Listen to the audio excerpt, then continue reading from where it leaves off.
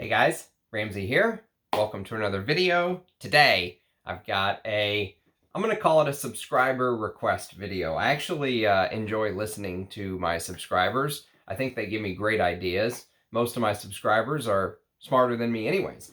So I'm not too prideful to say that I have no problem listening to a good idea. And someone left me a comment recently and said that they would love to hear my picks on modern perfumes that I love. And I thought it was a great idea because I think on the channel, sometimes vintages are heavily favored, and that's because that's my taste. I prefer the vintage fragrances. And many times the vintage fragrances I love are either discontinued, very hard to get, very expensive, or, a combination of all three. So I think it would be a good idea to let people know that I'm not one of these people that think, oh, anything after 1993 perfume is dead, or, anything like that. I'm not waving the white flag and saying, that's it, it's over, guys, we had a good run, close up shop, let's go home. I'm not doing that at all. I do prefer many fragrances before 1993. Most of my favorites are before 1993. But I wanted to do this video to show that there are perfumes that I enjoy that are modern, if you will. So this is going to be a video that focuses only on fragrances from the last 15 years in my collection. So you're going to see some that I don't talk about very often or regularly if they do come up. And obviously I couldn't include everything. It would be impossible. The video would be forever. No one would watch it. But this is going to be kind of a good cross-section of designer, niche, and indie, because I'm going to talk about some of the indie brands as well that have popped up in the last decade or so. And there's some of the best brands out there right now, in my opinion, are in that indie space. So let's get started. This will be a long video, just warning. Hope you got your seatbelt on. I hope you guys enjoy this. And we're not going to do scent of the day yet, because scent of the day is actually going to show up in this video somewhere. So when we get there, I will mention that it was my scent of the day. And it is a good one, I'll tell you that. It is discontinued, unfortunately, but it's a good one. So let's get started. The first fragrance I feel necessary to talk about whenever we're talking about a modern fragrance is probably the fragrance that I would say changed the game, okay? There's really no other way to put it. This fragrance changed the rules of the game. And in fact, it became so popular, it ended up selling the brand. The brand got bought by BlackRock, which, it's interesting because most brands, when you take a look, they're owned by L'Oreal, Estee Lauder, Puig, those kind of companies. Very rarely do you see BlackRock in the fragrance world, but that is what this fragrance did. This fragrance became a phenomenon in and of itself. It is the great Aventus. Now, I will just rain on your parade a little bit. I do think that modern Aventus is shite. My opinion, you don't like it, too bad.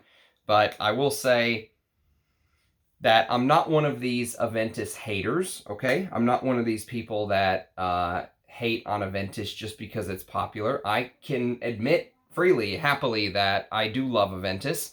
But I love certain versions of Aventus. Aventus has been played with, screwed with by the brand, if you will. Creed tries to give off this, almost like this wine-like idea, like, oh, this is the vintage. It's the vintage of 2015 pineapple that we're using. That's why it smells that way. Or it's just the vintage, blackcurrant that we picked that year from atop the Rocky Mountains, that, bullshit like that.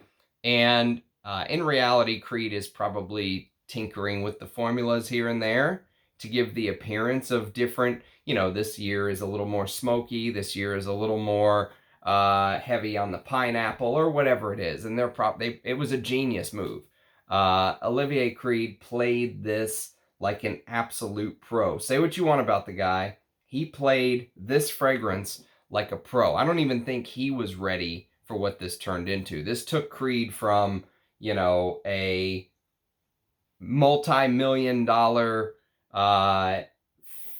family-run, small-time operation to a multi-billion-dollar company that is, people that aren't even into fragrance want to smell Aventus. People that knew I was into fragrance from back in the day would come up to me and talk about Aventus. They're like, I want to smell Aventus. It's like they somehow the hype is just, it just keeps going on too. It doesn't end. I got my first bottle of Aventus in 2012, and unfortunately I was an idiot and I used it all and I threw it out because I was like, who would want to keep an empty bottle? Now I see bottles empty being sold for 50 or 100 bucks. And a 2012 bottle may have even been more than that. This is a 2015 bottle. At least I think it's a 2015 bottle. Yes, 15Y01 for you batch code freaks. This is, you know, what can be said about Aventus that isn't said. Maybe I'll do a full review one day and give you guys my 2 cents, but for modern perfume, this has to be mentioned, and I prefer wearing this in the summer. I do not like Aventus cologne. Actually, I don't like any of the colognes that Creed did, but I am a big Aventus fan. Okay, 2 other Creeds that I'm a big fan of that I want to mention. And you can tell I'm a big fan of them because look at the size of these flacons I ended up going for. These are 500 ml flacons. This is Creed Royal Oud. This made #1 on my Western Oud video that I did. And many people say you could have easily named this Creed's Royal Cedar, and I completely agree. With most Creeds, older is better. And what I mean by that is you want to find versions, or, you know, you want to find years that this fragrance was produced or any Creed was produced older, specifically before BlackRock bought Creed, specifically pre-2017 is what I would say. Now, the deal for BlackRock didn't go through until years later, but for some reason, I think that Creed was almost like preparing itself to be sold ahead of time. They were trying to increase the profit margin by any means necessary if you're picking up what I'm putting down. That's what it feels like to me. And so I like to stick to 2016 and before. 2017 is when Creed changed the bottles from 100 and this is 125 mil, 120 mil, sorry. This is 120 mil. This is what the old Creed bottles used to look like, 4 ounce, 120 mil. And then they did 75 mil bottles. They have 75 and 120 mils, right? They changed it to 50 and 100, okay?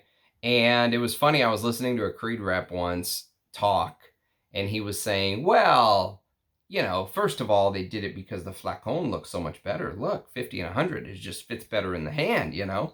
And second of all, you can bring your 50 mil bottle with you on the airplane.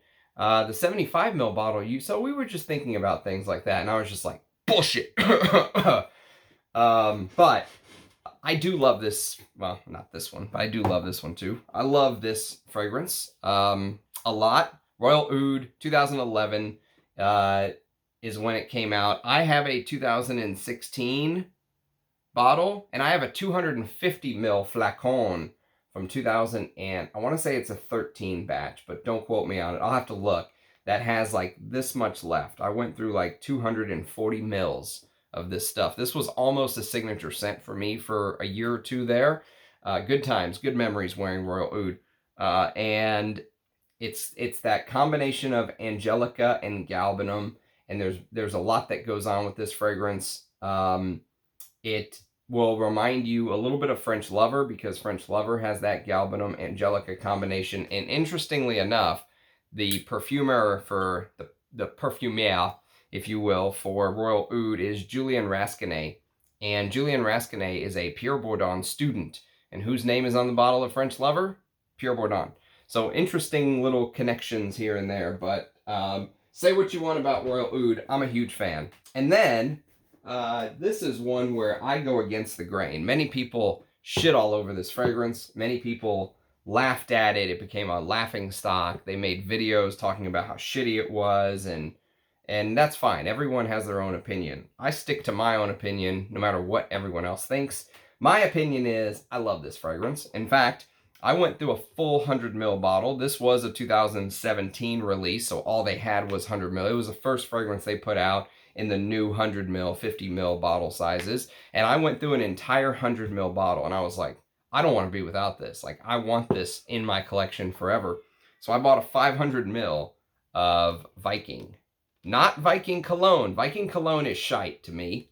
This is Viking, and this is a 2017 batch. So I got the very first year, the release year. I was able to hunt that down specifically. And I got this a couple years later, like 2019 or something. And this is this, many people compare this to Old Spice, and I kind of understand what they're saying, but Old Spice never smelled this good. Maybe vintage Old Spice, but I've never smelled actually the original vintage Old Spice. So I prefer Viking. I love Viking.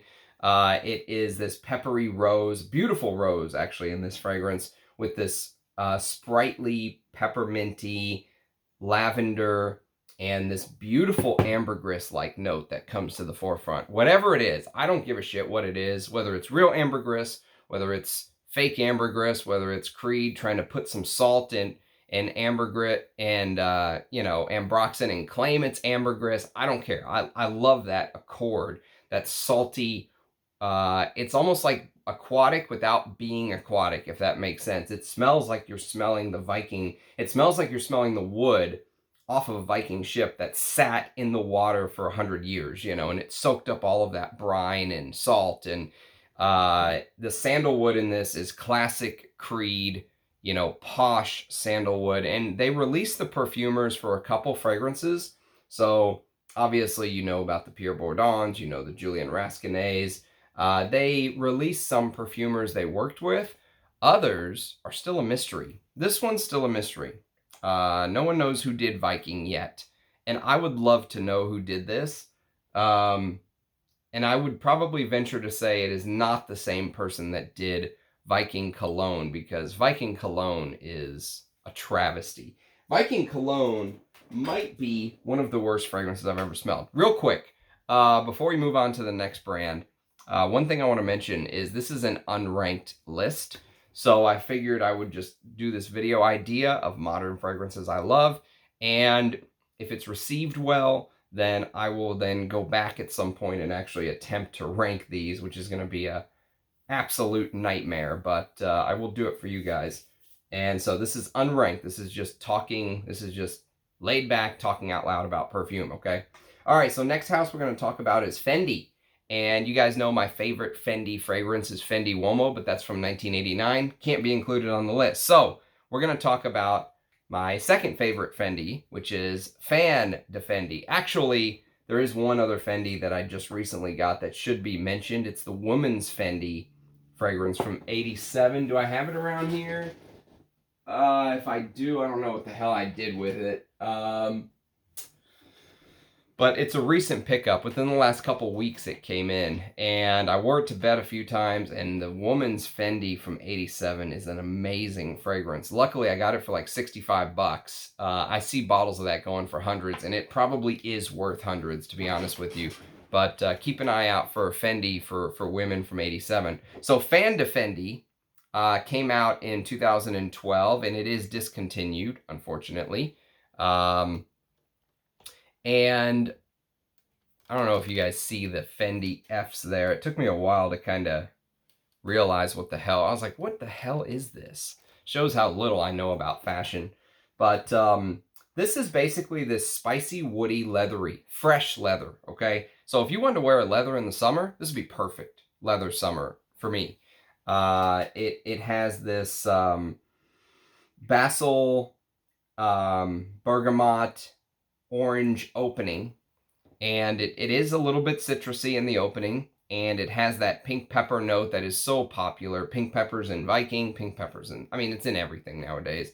Pink pepper gives fragrances this approachable designer-like feel for me, because I smell it in everything. But there's this pink pepper and cardamom with Texas cedar, shout out to the home state, Egyptian geranium, leather, Venezuelan tonka bean, and Indonesian patchouli. And this is a trio perfumer creation. Normally, trio perfumers suck. They create shitty fragrances because no one takes the lead, and it's just like some computer-generated shit they put their name on and throw it out there. This is kind of an exception. Now, this is a decade ago, So if you name a modern trio perfumer fragrance like Paco Rabanne's, what is it, Phantom or something, that sucks. But this is good. This is actually really good for a designer. Okay, it's not going to give you the animalic funk I like in leather. It's not going to give you the vintage punch in the face I like from leather. But for a wearable leather, if you wanted to wear a leather to work and you didn't want to wear, you know, something like Bel Ami, which is too old to be on this list, Fendi, Pour Homme is actually a really good fragrance. So, yes, I'm glad to have this. I wish I had a 100 ml instead of a 50 ml bottle, but I'm still glad to have it. Next on the list is a flanker of Fendi, and this one I do have 100 ml in, and I wish I had this in 50 ml and the original Fendi in 100 ml, but those are the breaks. This is Fendi Assoluto Pour Homme. Fendi Pour Homme Assoluto. Sorry for the fingerprints and such. Eugene would be upset at me for not minding my P's and Q's when it comes to fingerprints. Okay, so this is basically a take on Fendi where, and I don't know if it's the same trio of perfumers. If I didn't mention, it's Francois Demachy, Delphine Lebeau Croiac, I might have butchered that, I'm sorry, and Benoit Lapauza are the three perfumers that did the original Fendi. I don't know who did the flanker, but what it feels like they did is it feels like they amped up the woody oriental aspects, okay? So it still kept that Guatemalan cardamom pink pepper thing, but it takes all the citruses out, all the freshness is gone. It amps up the oriental vibe, and it adds oud, okay? So there's oud instead of leather. There's lots of a Papillon. It becomes much more ambery. Yesterday I wore Roja's Parfum de la Nuit #1. If you know that fragrance, that ambery feeling, this is like a designer version of that, to be honest with you. You know, it doesn't have as high quality ingredients, and it doesn't have the animalic civet, but it has this Apopanax and Tonka Bean Absolute that will feel good in winter. It's just, it doesn't, I like leather more than I like designer oud usually. So the leather in Fendi Pour Homme scratches my itch much more than the oud in the Assoluto does. So most people would probably look at these two and think, oh, this is darker, this is the winter. But when you actually sniff them, I prefer the leather one. Okay, so those are the Fendi fragrances on the list. Okay, next on the list is going to be a Chanel. And I probably could have cheated a little bit and included Coromandel because I have the Eau de Parfum and that came out in 2016, or 31 Rue Cambon, which I just got in from my good friend Bry. Thank you, Bry. And, you know, I could have included those, but the EDT versions of those came out in 2017. So I figured I'd be proper to the list and just feature one, Chanel's Le Lion. This one is also from Bry. This is a backup for me, thank God. I do love this fragrance, I must admit. Yes, it does have, you know, overture overlays. You know, it has this Shalimar-like feeling. It does. There's no getting around that. But I love Shalimar. It's one of my favorite fragrances of all time. It's always going to be in my collection. It's probably always going to be in a top 10 of my favorites of all time, actually. If I ranked my favorite fragrances, Shalimar is always going to be there. And so because of that, I have no problem with this. But what I like about Le Lion, what really moves me to thinking this is backup bottle worthy, and I know it is for me, is the labdanum. Okay, now, labdanum is one of my favorite notes. It is a note that adds so much to a fragrance because labdanum can come across as resinous, it can come across as smoky, it can come across as leathery, okay? And labdanum in the old days, there's a type of labdanum that they actually used to use to like heal cuts. So if you were in a war and you got cut by a sword and you lived and you went back to home base and they knew this trick, they would actually use labdanum to stick into the wound to stop it from bleeding. And I actually, back in the day, used to be able to buy labdanum. I haven't seen it anymore on Amazon. and it came in this like pouch thing, and you got this like little ball of labdanum, and it was like, I don't know, 20-30 bucks, right? And it was very interesting because all you had to do was touch it, and it would just stick to your finger. I mean, it's and there's no, you can't just wipe it off.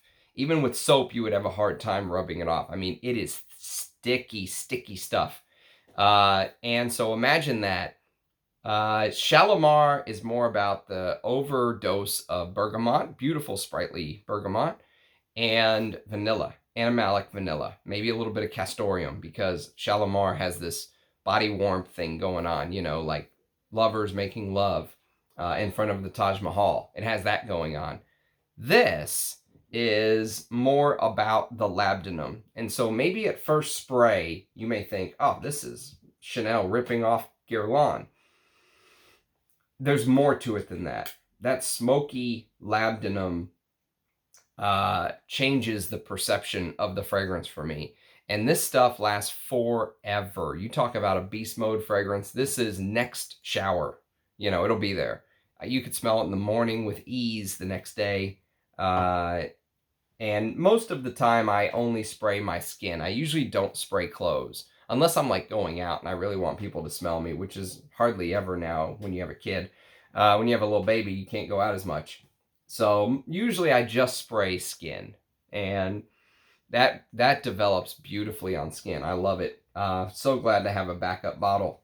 Okay, next house is another niche house. And it's a house called Papillon Artisan Perfumes. And Papillon is run by a wonderful woman from England named Liz Moores. Liz Moores was on the channel. She joined me for an interview one day, and I would highly urge you to go check that out if you have not. There's a drop down on my playlist for interviews. It's probably one of the best things on the channel, along with the Russian Adam interview trilogy we had going. So Liz Moores is a really cool creator. I love that she just kind of does her own thing. There's a moment in the interview where we talk about Diaghilev for a brief second, and I told her that it was like, you know, 1,000-pound fragrance or something, and she was bowled over. She was stunned. She couldn't believe it, and I was shocked. She didn't know. You know, it's in your line of work. How do you not know? But she just kind of sticks to her, she sticks to her gun. She does what she wants. She doesn't let feedback push her off of her square. You know, she is, I really respect that in a creator and a person. And she made 2 fragrances that, well, she made way more than 2 that are full bottle worthy, but I have 2. And one is called Anubis. This fragrance is backup bottle worthy. I should probably grab another bottle. I heard Zhao recently talking about how he just got this and he loves it. And the other thing about Anubis that's crazy is it's this leathery, smoky, suede fragrance, okay? But if you wear this in the heat, you will be amazed at how beautiful it smells. The jasmine does come out a little bit more, but everything is so amped up. It's beautiful in the warm weather. Anubis is probably her masterpiece. But that was 2012. In 2015, she released Salome. And Salome is a fragrance that her family thought, as she had said on the interview, that she lost the plot whenever she put this out. Because Salome literally is her interpretation of sex on the skin, is how she calls it. It's this spicy animalic fragrance. I put this number 1. I did a top 5 Hyrax fragrances, and I put this number 1. And the reason I did is that, to me, this is the most intelligent use of Hyrax or Hyraceum I've ever smelled. It's a very challenging note to work with. It's also known as African stone. And there's this old school feeling to this perfume. It always reminded me a little bit of a fragrance called Bala Versailles, which I've talked about before on the channel. I've got a vintage pure parfum version of Bala Versailles, and this really reminds me of that. You know, this unwashed, I can't say it while being proper, but I mean, this literally does feel like sex on the skin. like 2 people cooped up in a room. It's hot as hell outside. It's 100 degrees outside. And all you do is order food in and stay in the room and, you know, use your imagination. But Salome has that feeling to it. And I love it. I love it. I love animalic fragrances. And that is, while it may be challenging to some, that's what perfume is about for me. That is, it tells a story.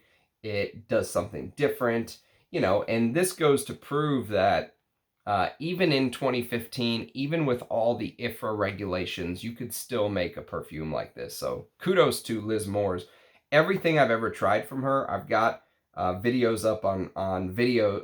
I've got videos up on videos. I've got videos up under a playlist of Papillon where I've done many first impressions like Tobacco Rose. That is 100% full bottle worthy. One of the best natural smelling, smells just like the Rose Otto that Russian Adam sent me. It, you know, she has many fragrances like that are full bottle worthy. Nothing I've ever smelled from her brand ever made me go, it's not full bottle worthy. Okay, let's go to the house of Hermes, and I selected 3 from the house of Hermes to be on this list. And the first one is from 2012, but the original EDT of this came out in 2010. But this is the Parfum version, and this is Voyage de Hermes. Voyage de Hermes. And, whoops. Let's get this right side up. There's the little writing on it. And this is a cool bottle. If you guys have never seen this, look at this. And you know what? This fragrance, while it doesn't get a lot of love, I love it. I love this fragrance. I don't wear it very often as my scent of the day, but I wear it to bed all the time. I love that woody, spicy feel. And Jean-Claude Elena somehow, in the last decade, since this fragrance, he found, I'm just realizing you guys can see my television reflecting off of the Roja boxes. Let me turn that off so I'll be a little more professional.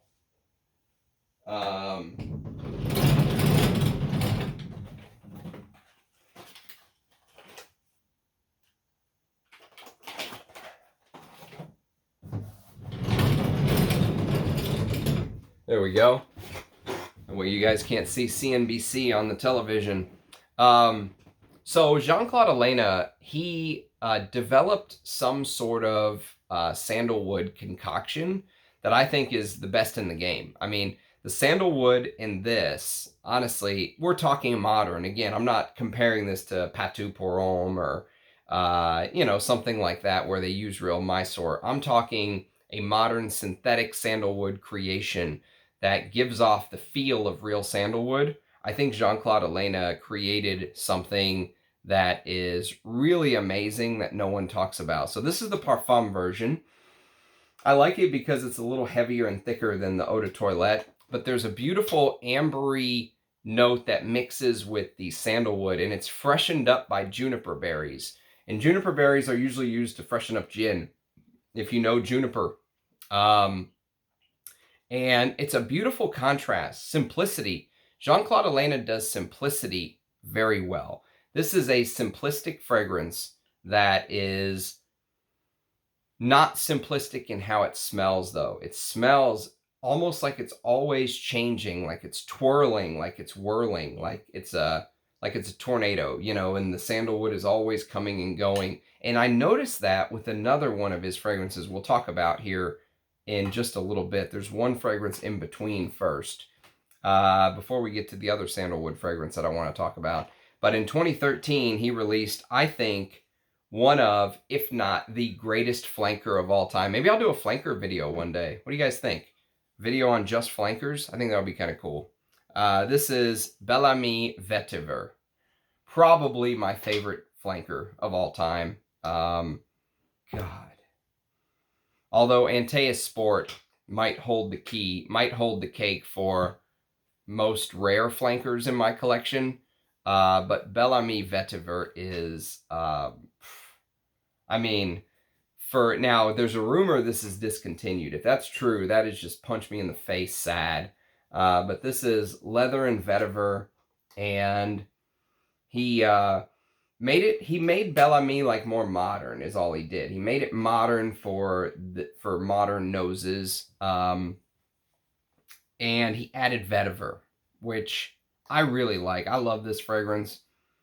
But he still kept that, you know, Bel Ami DNA, that shimmery Bel Ami DNA around the outskirts of Bel Ami vetiver. Like you can almost see the vintage Bel Ami. That's what a good flanker should be to me. And this one in 2013, and then in 2015, he released a very underrated flanker. Again, if I do a flanker video, these will have to be on that list. And this is Equipage Geranium. So I actually will go out on a limb and say I like this even better than my vintage bottle of Equipage. I've got a bottle of Equipage that goes way back. It's very old. And Equipage Geranium I find even more interesting than the original Equipage, which usually never happens. This is also a simplistic fragrance though. And there's a note here. Well, there's a couple of very interesting things about this fragrance. This fragrance only lists 3 notes: geranium, sandalwood, and clove, okay?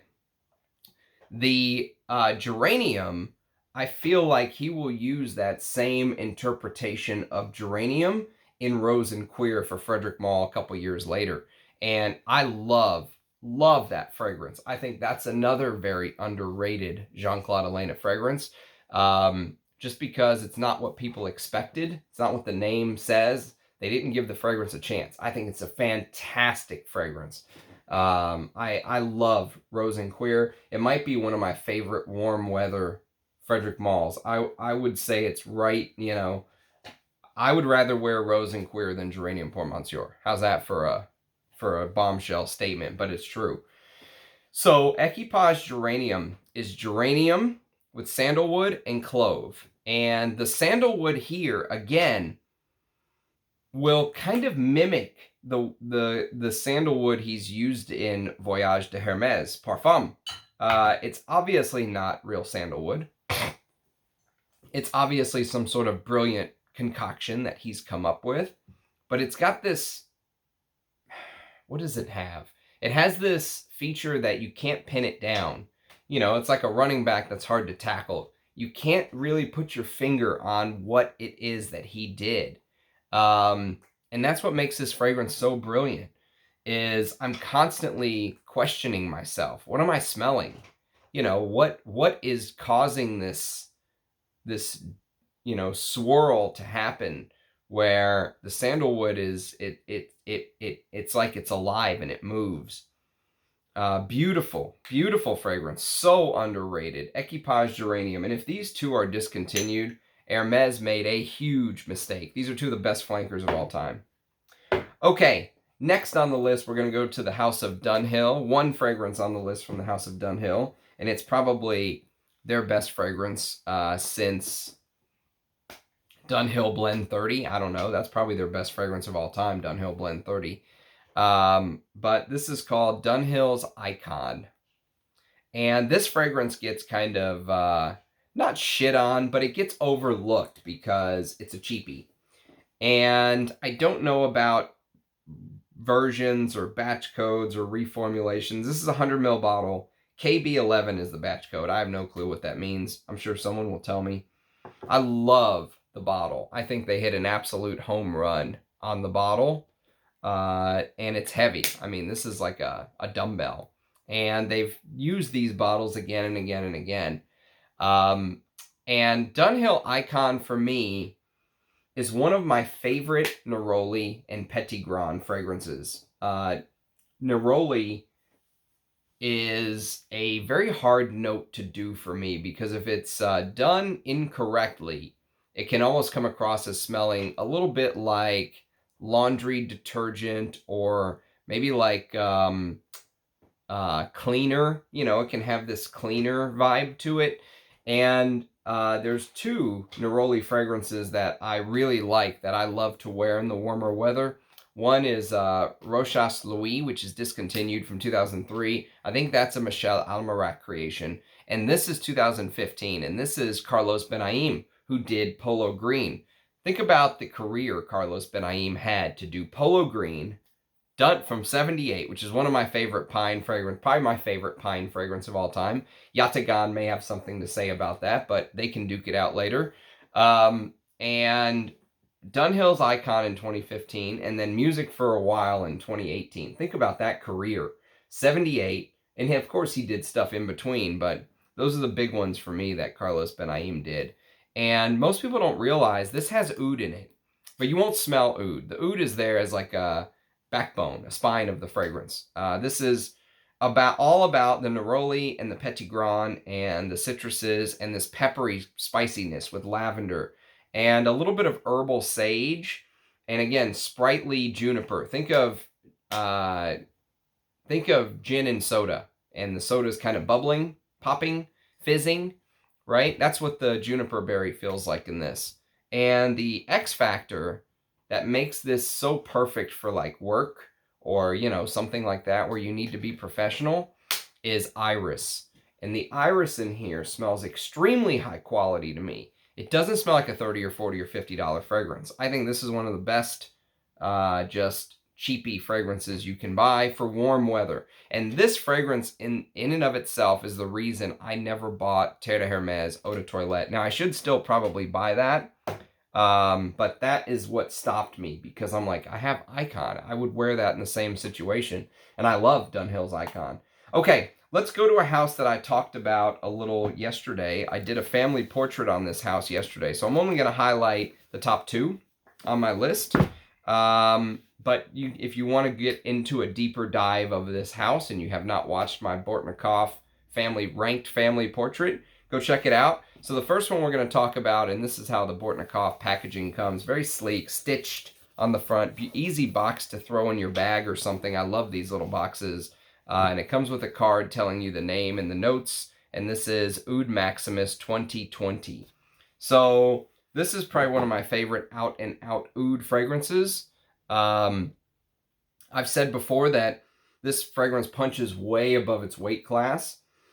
And you get woods, you get that Bortnikoff floral DNA where there's a lot of beautiful flowers in here, multiple types of rose, May rose, Himalayan rose, Indian rose, rose attar, what do they call it? Attar gulab, magnolia, frangipani, clove, and tonka. And then there's 4 types of oud: Indian oud, Vietnamese oud, Borneo oud, Sri Lankan oud. He actually puts Indian oud roots trat, which someone told me oud roots trat is like the cheap oud, like the throwaway oud that most people don't want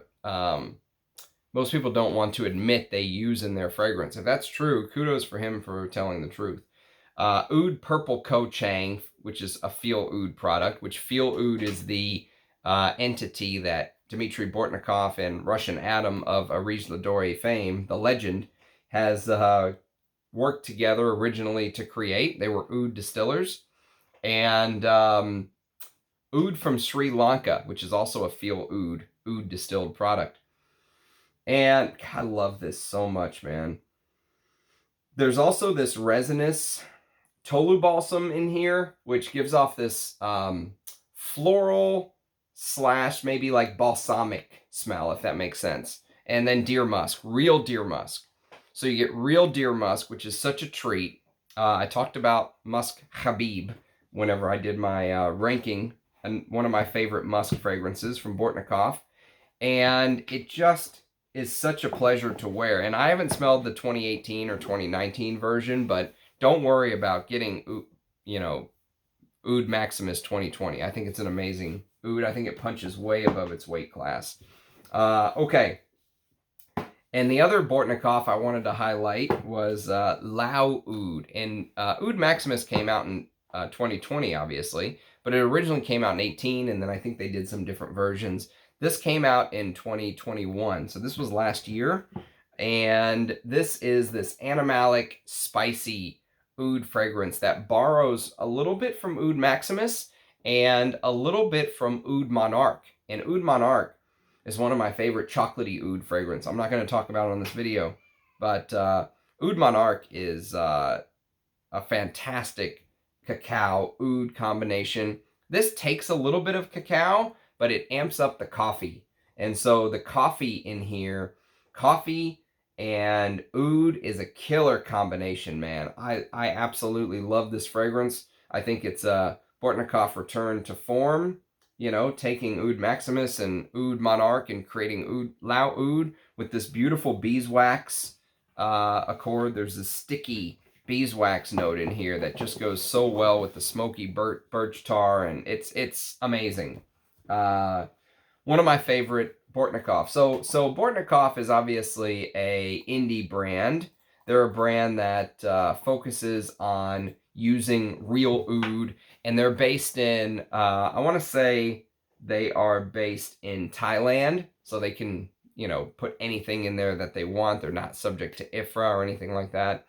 And the other brand, again, I'm going to talk a little bit about some indie brands here, is Areej Doré, Russian Adam's brand, which again, I will tell you, if you have not watched my interviews with him, I would urge you to do so, because I really think, as far as like fragrance content goes, go watch the first one at least. That was a fantastic interview. He was so open and honest, and he told his story about how he became a perfumer, and he talked about moving from being a distiller to being a perfumer. Beautiful interview, and he's an amazing lad, a good friend of mine, Russian Adam, from Areej Doré. And this came out in 2018. This is not the cap that originally went on it. He basically sent this to me to put on top because I lost my cap. Very, very kind of him. And this is my favorite chocolate oud combination. This beats out Oud Monarch for me. And it's a unicorn, though. You know, I told someone in the comments today, if you see it, find it or buy it. And he was like, yeah, right. That's like saying, if I find a leprechaun with a pot of gold, ask him for it. And I'm like, yeah, I get it. It's hard to find. But sometimes that's the thrill of the hunt, you know? Sometimes stuff will fall in your lap a year or two down the road. You're not expecting it. That's part of collecting. Have the money ready and keep your eyes peeled. This is long discontinued. Actually, rumor is that Russian Adam tried to do a round 2, and they couldn't get it right. The oud that was distilled smelled all wrong, and so instead of putting out a bad fragrance, he just nixed the project. But Russian oud is castoreum, cacao, oud, Indian oud, deer musk, again, real deer musk, frankincense, Indian myrrh, labdanum, birch tar, sandalwood, and cedarwood. And that labdanum, ambery, smoky myrrh dry down is stunning in this fragrance. Obviously, everyone talks about the oud and cacao, but the castoreum and that oriental ambery dry down is just, I mean, it's eye-rolling good. People compare it to the texture of like watching lava flow down the mountain, and I completely agree. It really does have that lava-like ambery, smoky ambery. It's very complex, beautiful in the cold, but also works in the heat. I've found that many of these that I used to think were cold weather fragrances are not. They work many, you know, in a lot of different environments. Okay, so the next Areej Doré we're going to talk about is War and Peace. And War and Peace is something I'm very proud to own, the original War and Peace. He also did a part 2 of this, but either or. Try anyone you can get. I think I tried War and Peace 2. I think I did an early impression video on that on my channel. This is exactly the same. They actually both came out in 2019. Look at the beautiful precious gem on top. I love that touch. The only thing I would like more is if they, you know, use the wood cap still, but because the wood cap soaks up the smell from the atomizer. Oh my God, this is, oh God, man, this is one of my favorite animalic, amber, leather, deer musk. This is, I mean, I think Siberian musk by Areej Doré is my favorite, just true out and out musk. But the amber, if you talk about like one of the best ambers on earth, War and Peace is right there. Oh God. Okay, here we go. There's the note listing, those of you who are interested. It's an extrait de parfum, 35 million year old amber resin, Rue Gulab 2019, Indian Patchouli and Orris Root Absolute. And by the way, in one of our videos, we smell some of the ingredients that Russian Adam distills himself, and he talks about some different distilling methods that change the way ingredients smell. And so we talked a little bit about the different patchoulis, and one of them, actually, I said it smelled like oud, and he said it's because of the way I distilled it. Very interesting stuff. Orris Root Absolute in here smells so high quality. God. The rose, Indian rose and Taif rose in here is a stunner. And Co-Absolute of Deer Musk, Ambergris, and Castoreum made by Russian Adam. So this Castoreum actually was made by him. Indonesian Vetiver Absolute, Synthetic Civet, and Amber Resin Oil. I don't mind the fact that the civet is synthetic. That doesn't bother me. I actually like synthetic civet. Castoreum Absolute.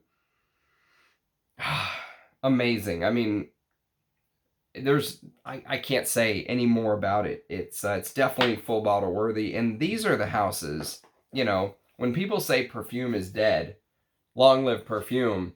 Maybe the type of things they made in the 70s and 80s are dead, because Chanel, Dior, they're not going to make fragrances like they did before. Oscar de la Renta, they're not going to make those fragrances. Guerlain, not going to make them. But now we have houses like Bortnikoff, Areej, Doré, and the other one I want to highlight is the house of Ensar. So this is Ensar Oud, and this is called Tigerlust. I've smelled a couple Ensars now. Again, go to my playlist, find Ensar, and you'll see the ones that I've done. And I've done early impressions on a couple of these now. This is my favorite. Tigerlust is the one that I actually want a full bottle of. It is glorious, glorious Castoreum tobacco with multiple types of oud. It is an animalic lover's dream. It's spicy. It's got Sichuan pepper. It's floral. It's got frangipani, which normally you would only see, you know, usually you see someone like Dmitry Bortnikov using frangipani. Here, Ensar used it with osmanthus, two florals that blend together beautifully to go with that oud. Timor sandalwood. So there's Chinese oud, Sri Lankan oud, and Indonesian oud, and there's a fruity blackcurrant note to top it all off with a little bit of coffee blossom. And most people don't realize this, but coffee when it's grown actually has these little white flowers on them called coffee blossoms. And so it's different than a tobacco accord, but it adds a little bit of a twist here. Beautiful fragrance, stunning. I wish if a full bottle of this is the Pure Parfum.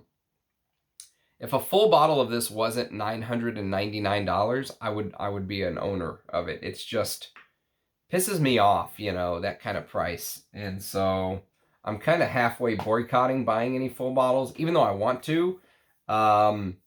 I think I'm just going to enjoy my decant and call it a day. Okay, let's talk about some Andy Tower fragrances, because he's another house that deserves lots of talk. He's done amazing things. He came out in 2005, so some of the originals you guys would think will be on here won't, because they can't be. They don't fit the rules of the video. But in 2008, he put out a fragrance called Incense Extreme. You guys might not recognize the bottle because it's not his usual, you know, pentagon-looking bottle. But this one, this is what his old bottles used to look like. How about this? How's that for a throwback? And Incense Extreme is one of my favorite incenses. Oh, it's so good. It just blends the line between incense being, you know, natural smelling and lasting a long time. It's very hard to, you know, weigh those two things. And what you smell here that really sets this apart is you smell some spicy coriander, and you smell this very posh iris, and the iris just kind of adds this fuzzy smell to the frankincense. The frankincense is still very sharp and lemony and dry, slightly smoky, and there's this natural Tower Oud DNA that you find in all of Andy Tauer's fragrances. And I think that Tower Oud DNA is his representation of ambergris. So I don't think he's using real ambergris here, although I would love for him to comment down below and tell me I'm wrong. But I think his Tower Oud DNA, as it's known in the industry now, is his own concoction of ambergris. And it's beautiful. And if you've smelled the way that it smells across his fragrances, you will pick it up in pretty much all of his perfumes. And I love it. And that goes to prove you don't have to use real ambergris or real oud. If you can make some amazing accord that gives off the impression of it, I mean, that's what perfumery is all about. And then, so that was 2008. That was right there. That was like, exactly 15 years ago. It's the oldest I'm going to go on this video. And then in 2016, he put out this. Whoops, look at this terrible fingerprint. Sorry about that. He put out this. This is Accord du Désert. And Accord du Désert is the Extrême version of L'Eau du Désert Marocain. Oh, it's beautiful, man. I love L'Eau du Désert Marocain. And I love this. And, I know there's some people who are very adamant about whether they love Ambre Sultan from Serge Lutens or whether they love L'Eau du Désert Marocain. I love them both. I'm not going to be forced to pick one. But this is this citrusy, spicy, ambery, patchouli, very balsamic, and woody, and slightly smoky, and that ambergris, man. Oh, man, the ambergris accord, that Tower Oud DNA that he created. I heard someone describe this perfectly. I think it was Thomas from early Greek, the way he described L'Eau du Désert Marocain and Accord du Désert, is he said that the ambergris like freezes the fragrance in time. So while they give you the impression that you're like floating on a magic carpet over the Moroccan desert and over the Spice Bazaar and all this, his ambergris plays this magical trick of just freezing everything in time. So you're going along and bam, it's frozen, and you can just sit there and just enjoy all the most amazing amber accord you'll ever smell. It's so good. So this is probably more of a winter wear if you want to be season specific. L'Eau du Désert Marocain, you could easily wear that all year. I'd wear that at the height of summer. I love that fragrance. And then my newest addition to the Andy Tauer perfume vault is Sundowner from 2021, from last year. And Sundowner is one of my favorite new tobacco fragrances I've discovered. It's Tobacco Absolute with cacao. So it has this it's like chocolatey tobacco with cypriol, which I love cypriol, patchouli, rose, sandalwood, tonka, that ambergris, okay? The ambergris that he does so well is here. You'll smell it. And a little bit of vanilla. And this is a fragrance that, this is how you should buy fragrances, because someone sent me a sample. I sampled it. I did a video on it. I ended up falling in love with it. And I was like, you know what? It's worth it. 100% it's worth it. This is for a tobacco lover, this is an amazing tobacco. And with that Tower Oud DNA, it just adds something different. It's not what you're used to smelling. Okay, next on the list, we've got another tobacco. Another one of my favorite tobaccos, back-to-back favorite tobaccos. This is the only one from Aramis, and this is Aramis Tobacco Reserve. So most people know I love Aramis. I love JHL. I love the original Aramis from 1964. I love Devon. I wore Devon this weekend. Oh my God, Devon is just gorgeous. I mean, I remembered it, but I don't think I really remembered it. It wasn't fresh in my mind like it is now. Devon is, but all of those are old. Aramis 900, old. Bernard Chant. This is created by, I want to say it was Edward Fleischier, but don't quote me on that. And 2018 this came out, and this is a very interesting fruity tobacco. It's also slightly green, but it doesn't really feel mentholated. It's like a green tobacco leaf. Unsweet is the thing. So Okay, I take that back. It's not unsweet. It is sweet, but it's not as sweet as something like Pure Havana, right? Or some of those other famous tobacco, like Herod. It's not as sweet as Herod. So this has enough sweetness where I think the average person, if they smelled it on you, would, you know, excuse me, they would probably be drawn enough to the scent to maybe even give you a compliment or comment on it at least. But it has this beautiful posh iris, which iris is a pure love for me. And it's got this spicy nutmeg, which is gorgeous, beautiful, gorgeous nutmeg, and oak moss and clary sage. Okay, very masculine fragrance, but it's got just enough tonka bean sweetness to keep it very wearable. It's not as dry and green as something like Rogue's Tabac Vert, for example. If you want ultra unsweet, ultra dry, and ultra green tobacco, go for Rogue Perfumery's Tabac Vert. But this one is one of my favorite, just easy to wear designer scents, Aramis Tobacco Reserve. I think this is discontinued, but don't quote me on it. It came out in 2018.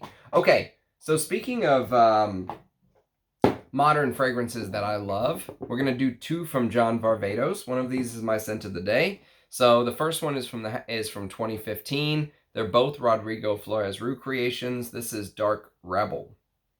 And Dark Rebel is known for its booziness. There is a note of leather, but it's not, this fragrance isn't about the leather. It's about the rum, the sugary rum with Akigala wood and tobacco. And there is a little bit of castoreum, but it's very elegantly used. It's not overdosed or anything. I've worn this to work multiple times. Well, not this one. I've got a 10 ml decant, but I've worn this fragrance to work multiple times. And yeah, it's a boozy take, a boozy, spicy, ambery fragrance is how I would describe it, with a little bit of woods and vanilla, but it doesn't last. I mean, it's literally like a 3 to 4 hour affair, which is fine. I reapply every 3 or 4 hours when I wear this, and so what? Now this one, the flanker, and this is my scent of the day, and this is the one I prefer, and I actually think this is Rodrigo Flores Roux's masterpiece that no one talks about, but I love this stuff. It is one of my favorite designer leathers from 2015. Again, this proves there's still good stuff out there. This is Dark Rebel Rider, also one of the best bottles you'll ever see, with the zipper, the jacket. Now imagine you're smelling this jacket on a biker who hadn't washed the jacket in about a decade, and he works on his car, or he works on his bike in the garage, and there's like fumes, gasoline fumes on it. This came out a year later, and again, when we do my flanker video, this is going to be on there for sure. There's also a little bit of floral touch and saffron with the leather here, but really what gets me is this bitter leather. So it's like a bitter leather, almost like a machine oil smell. You ever been like in an industrial manufacturing plant where many of the machines have to be oiled regularly, and it turns into that, you know, industrial machine oil smell? That's what the leather smells like straight out of the atomizer, which is an amazing feat for a designer. And at the same time, okay, so what makes this fragrance so amazing to me is at the same time you have that industrial leather. I have it here. It's about an hour dry down. So yeah, I sprayed this right before the video, so it's like an hour and 15-minute dry down. But what's amazing to me is this aldehydic leather. So imagine aldehydic leather with a slight floral touch. There's a hyssop and osmanthus and an iris note. There's a Florentine iris note here. And it's also resinous. So remember I said Tolu Balsam earlier has this floral, balsamic-like smell, right? There's some of this balsamic resins that start to come forward. Frankincense and benzoin. And the base is Russian leather, cacao absolute, vanilla, atlas cedar, patchouli, and some sort of woods. Probably some woody concoction Givaudan gave him to use. But I love this fragrance. The only thing that sucks about it is the performance. It lasts about 4 to 5 hours. So it lasts a little bit longer than Dark Rebel does on my skin. But again, I love this so much. I just reapply. I'll just spray away. You could do 10 sprays of this and it would be perfect. You know, spray, spray, spray, spray, spray, spray, spray, spray, spray, and you'll love it. It's amazing. I'm a big fan of this perfume. Both of these John Varvatoses are discontinued. Okay, so even though this is a video about modern fragrances, they are discontinued already. So, but this is the one I would say, if you're a leather lover like I am. Now again, it's not going to be your Bel Ami or something like that. It's not going to be Leonard pour Homme. This is going to be a modern leather. But for a modern leather, knocked it out of the park. It's amazing stuff. Okay. Next on the list, we are going to go to the house of Dior. And Dior is a house I love. They've got some fantastic fragrances. Obviously, most of their big hitters, if I were to rank them, my all-time favorites are from before the last 15 years. So you take something like Fahrenheit, Dior Jules, which is Jules. You know, even Dior Essence by Guy Robert from 1969. I mean, they just have some amazing fragrances. They also have some amazing modern fragrances. So 2009, Francois Demachy did a flanker to Fahrenheit called Fahrenheit Absolute. And Fahrenheit Absolute is this take on Fahrenheit where you still kind of get this gasoline-like accord, but somehow he amped up the violet to smell more like violet flowers. So it gives off this purple feel. Yes, there's a slight bit of that gasoline accord, but it's mixed with this aromatic myrrh, is the way I would describe it.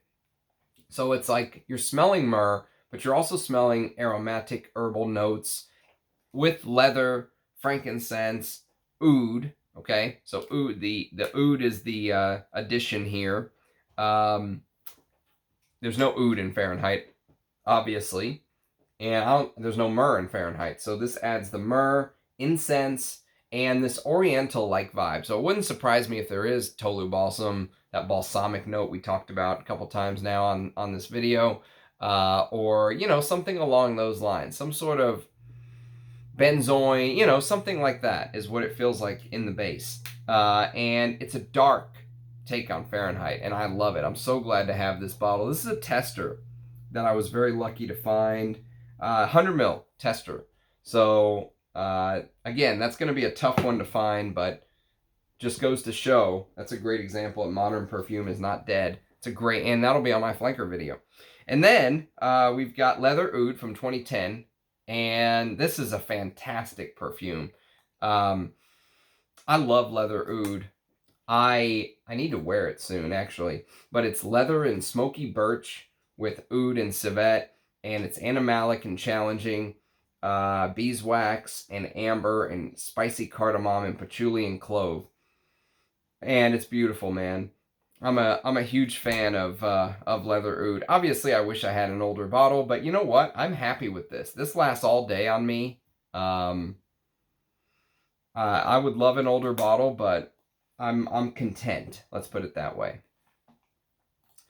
And then, speaking of fragrances that are wearable to work, this is one of the best work scents of all time. I know I mentioned Dunhill Icon earlier. For me, this could be a signature work scent if I had a signature work scent. This is Eau Sauvage Parfum. Now, this is the 2012 version where this is all black right here. They did a 2017 version where this is this little square here is like silver and this is black. But I love this fragrance. I think this is one of the best myrrh fragrances. And, you know, between these two, this just goes to show Francois Demachy really had something going with that myrrh note. He knew what the hell he was doing. This is bergamot, Calabrian bergamot, with Somalian myrrh and Haitian vetiver. And it is woody, somewhat spicy, but it's so classy. There is just something so classy about this. And I know I've ripped all over the original Sauvage, Eau Sauvage from 1966. I don't like the Eau de Toilette. It seems very citrusy, boring to me. This, on the other hand, I think is a bit of a masterpiece. Now, the 2017 version, they replaced the myrrh for Elemi, I believe. And so they made some changes, but I think that one's even more beast mode. So if you're looking for performance, the 2017 version, I hear, is much longer lasting even. Okay, 2014 Dior. So we went 2012 with Eau Sauvage Parfum. Now we're in 2014, and Francois Demachy drops this little bomb on the community. This is Dior Homme Parfum. Now, my favorite Dior Homme is the original silver stem from 2005, but Dior Homme Parfum is a masterpiece.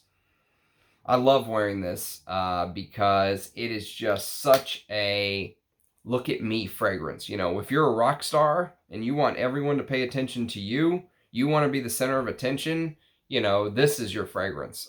This is this lovely Florentine iris, that iris and ambrette combo you're used to smelling, with Ceylonese sandalwood, leather, and some say a little bit of an oud accord, and I wouldn't disagree. The iris here doesn't seem as makeup-y as Dior Homme Intense, so I actually prefer the Parfum over the Intense version, but I prefer Dior Homme, the silver stem, over both, because I think that original from 2005 that Olivier Polge did is the best version of Dior Homme. You know, it's Rich Mitch says it's like watching a painter paint with kind of a thin brush where you can see all the details versus big fat strokes that Francois Demachy uses. And I know exactly what he means, and he's not wrong. He's spot on. Okay, and so Tom Ford's next. In 2013, Tom Ford put out this little bad boy, which is now discontinued according to many. But bottles may still be floating around, but grab it now if you're interested. This is Tobacco Oud. I am over the moon to have found this bottle a couple months back, maybe 3 or 4 months back now. It's been a while. But yes, and it's a vintage bottle. A24 is the batch code. And oh my God, man. Tobacco Oud is so great for the cold. Tobacco Oud, sandalwood, patchouli, with a little bit of that amber from Amber Absolute that I don't have. I'd love to have a bottle of Amber Absolute, but it's impossible to find. And when you do find it, you find that people want like $600 for it or something, which is insane. I know it's not worth $600, but if I could find a bottle for a couple hundred, I'd be down. But Tobacco Oud is an Olivier Guillotine creation, amazing fragrance. And then in 2016, they released this little gem, Vert de Ensar. I got a great deal on this too. This is also discontinued. Actually, all 3 of the Tom Fords I'm going to show you are discontinued. The guy's daughter took the top off the Tom Ford plate because she wanted to bedazzle her phone, which I really didn't give a shit. He gave me a little better price for it, and I was grateful. Take it all you want. Vert de Ensar is one of the most underrated green, oily, resinous incense fragrances on the market, and I think this is probably the gem of the Vert series. There's a couple Vert fragrances they put out, you know. I forget what they're all called. Let me see if I can just look real quick. Vert de Bois, Vert de Fleur, Vert Bohème, and Vert d'Encens. There was 4. This is the pick of the 4 for me. Man, this is so good. This is like, when you put it on, it really does feel oily on your skin. Rich Mitch wanted to know, when you apply this, does it feel oily? Yes, it does. It feels very oily. Oily frankincense and lavender, but it's this chewy heliotrope. You know, heliotrope can sometimes give off this almond, like, this, if you're a texture person, Okay, so you ever listen to someone eat food and they say they're a texture person? Textures matter when they put food in their mouth. Heliotrope is a texture note to me. It really comes across as like memory foam mattress, or like a dentist taking a mold of your tooth, you know, and they put that putty up there and pull it out, and it keeps the tooth. That's what heliotrope does. With spicy cardamom and beautiful sap. It's a sappy, oily frankincense. Love Vert d'Encens. And then another discontinued gem, and I'm so glad to have this because I saw Joy Amin do a video the other day, and he put this as the #1 fragrance on the list, and the video was like 10 out of 10 fragrances. But to be fair, I think he also put Club de Nuit Intense Man as a 10 out of 10 fragrance too, so who knows how much weight that list carries. But I agree with him on this one, at least. This is Tom Ford's Noir Anthracite. And this fragrance is, to me, an even better version of a fragrance that I really like from Narciso Rodriguez called Narciso Rodriguez for Him. And the reason that I think this is an even better version, they both are in this gray bottle, so they get compared to a lot. This was made by a woman named Honorine Blanc in 2017. And basically it's this spicy, woody, there's a little bit of this petrichor-like vibe. Petrichor is when, you know, the water hits off of the earth for the very first time. But it almost feels like maybe you're smelling it off of concrete instead of off of dry clay or dirt. But the reason that I like this even more, and there is a note of Macassar woods in here, which is very rare. You don't see that note very often in perfume. Rochas did a fragrance called Macassar for Men from 1980, I think, or 79 or something. Amazing, green. You know, that would compete with, let's say, Caron's Yatagan for a leathery, green pine fragrance. Macassar and Yatagan would kind of compete for that type of perfume with Polo Green. But Polo Green, of course, is a little bit more about the tobacco. But what makes this one step ahead of Narciso Rodriguez for Him is Narciso Rodriguez for Him focuses a little bit more on those musks. It's a Francis Kirkjohn, and Francis Kirkjohn loves using musks. Here, it's the patchouli that is amped up, and I love patchouli. And the patchouli here is beautiful. This damp, earthy patchouli. If you're a fan of old school 80s fragrances, or if you're a fan of something like Encre Noire, maybe, like dark, deep fragrances, check this one out while you can. This is going to get very hard to find, I feel like, because it's discontinued now. And I'm so glad I have a 100 ml bottle. So, Noir Anthracite. Okay, next on the list, we've got the House of Jean Paul Gaultier. And we've got two we're going to highlight from the House of Jean Paul Gaultier, two modern fragrances that I like. The first is Coco Rico, and this is discontinued as well, unfortunately. Sorry about that. But this I decided to include in the video because I could not include Guerlain's L'Instant de Guerlain, which L'Instant de Guerlain is probably my preferred choice between these two. But that goes back to 2004 and 5, so it couldn't be in the list.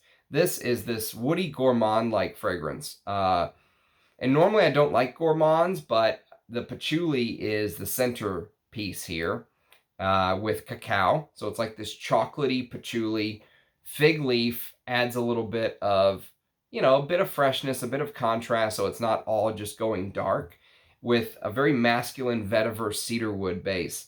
And this is a duo perfumer concoction, Olivier Cresp and Annick Minardo. What more can you ask for? Two amazing perfumers.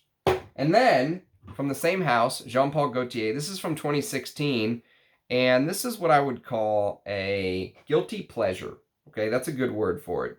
And I think Rich Mitch says the same thing, and I agree with him. This is a guilty pleasure fragrance. This is Le Malle Essence de Parfum. So this is a tester. I don't have a cap, but I don't really care. 125 ml bottle. And Essence de Parfum is this leather take, a Le Malle with leather. But it's sweet, okay? So probably this would be a better designer leather to pick. But you know what? This is not bad. It's just sweet. It has that sweet vanilla, that's popular in 2016. Tonka was like one of the note du jour of 2015, 16, 17. And it's starting to fade away a little bit, but man, they threw Tonka in everything back then. And this also has this osmanthus note, which can come across as peachy, nectarine-like smell with a bit of suede. So osmanthus can come across like suede-like and a bit animalic even. It's one of my favorite flowers, actually, and leather. And so you get this bergamot, cardamom, spicy, leathery with this very mass-appealing Tonka vanilla fragrance. And you wouldn't think I would like it, but I do. It's good. Is it a guilty pleasure? Yes, absolutely. Would I prefer to wear Bel Ami? Yes, 100%. Or Antaeus? Yes. Or Koros? Yes. Or Boss Number 1? Yes. But that's a good perfume. Okay, next. Next, we're going to go to the house of Frederic Malle. And I did a ranked family portrait on them within the last week or so, week and a half. So if you want to learn more about the house, let me know. I've been on a binge vintage Frederic Malle splurge lately. In the opening of that video, I said, you don't have to worry about vintages when it comes to Frederic Malle. And I want to take that back. That's the thing about doing videos. It's like being an author. You know, when you write something, it's out there forever. When you say something on a video on the internet, it's out there forever. It's not going away, right? So I think I may have been a little bit too laissez-faire with that statement, let's say, because I do think the Estee Lauder accountants, bean counters, if you will, are going in there and maybe twerking, you know, changing some of the formulas, let's say. But I'm going to show you some that came out after the Estee Lauder buyout, and then you're going to see some unboxings over the next week or two where you'll see some pre-Estee Lauder Malles, and we'll talk about how to spot some of that. So, but this is Monsieur from 2016. This is a Bruno Jovanovic, as you can see right there on the front of the bottle. And this is one of my favorite boozy patchoulis. It's earthy, it's woody. It's got a lovely tangerine note at the top, which almost saves it. I think the tangerine is one of the things that makes it. And it dries down to this smoky suede. It's so masculine. You know, I love it. Think of a guy in a rainy city in a trench coat with a top hat. I mean, that is Monsieur. And I love the name, Monsieur, period. That's it. No questions asked. Monsieur, period. Bruno Jovanovic is known as a heavy-handed perfumer, okay? So what that means is he does not go light. He is the exact opposite of Jean-Claude Elena. If Jean-Claude Elena had a Dr. Jekyll and Mr. Hyde, it would be Bruno Jovanovic. And everything in here is heavy. And this fragrance is popular for using some sort of fractionalized, I don't know what the word is, some sort of specific type of patchouli. And it says that the fragrance should contain, this fragrance is popular for containing an unusually high concentration of patchouli. 50% is what it says, patchouli. So this is a huge patchouli bomb, but I love patchouli. Man, it's good stuff. Okay, next on the list, we're going to go to the year 2017. And if you watched my Frederic Malle ranked family portrait, you'll know just how much I love this fragrance. This is Promise by Dominique Ropion. And I wore this the other day. My God, I wore this the day after I did the video because just smelling it from the atomizer made me yearn for this fragrance. It's pink pepper, rosemary, apple, with Bulgarian rose, Turkish rose absolute, and clove, with patchouli, ambroxan, labdanum, cypriol, and castoreum. And Promise is one of the largest fragrances you'll ever smell. Large as in larger than life, but also size. This stuff has the ambroxan throw of a Sauvage Eau de Toilette, but imagine a Arabic style fragrance with that ambroxan-like throw. Everyone in the room will smell you. Hell, everyone in the building may smell you if you wear this. And my favorite part of this fragrance is sometimes, and this fragrance is a shapeshifter, sometimes yes, sometimes no, 2 or 3 or 4 hours in, it just depends on the weather and all that stuff, you'll get this castoreum note. And yes, it's a modern castoreum note. No, it's not going to compete with, you know, Antaeus or anything like that. But it's damn good. I love castoreum. It's one of my favorite notes.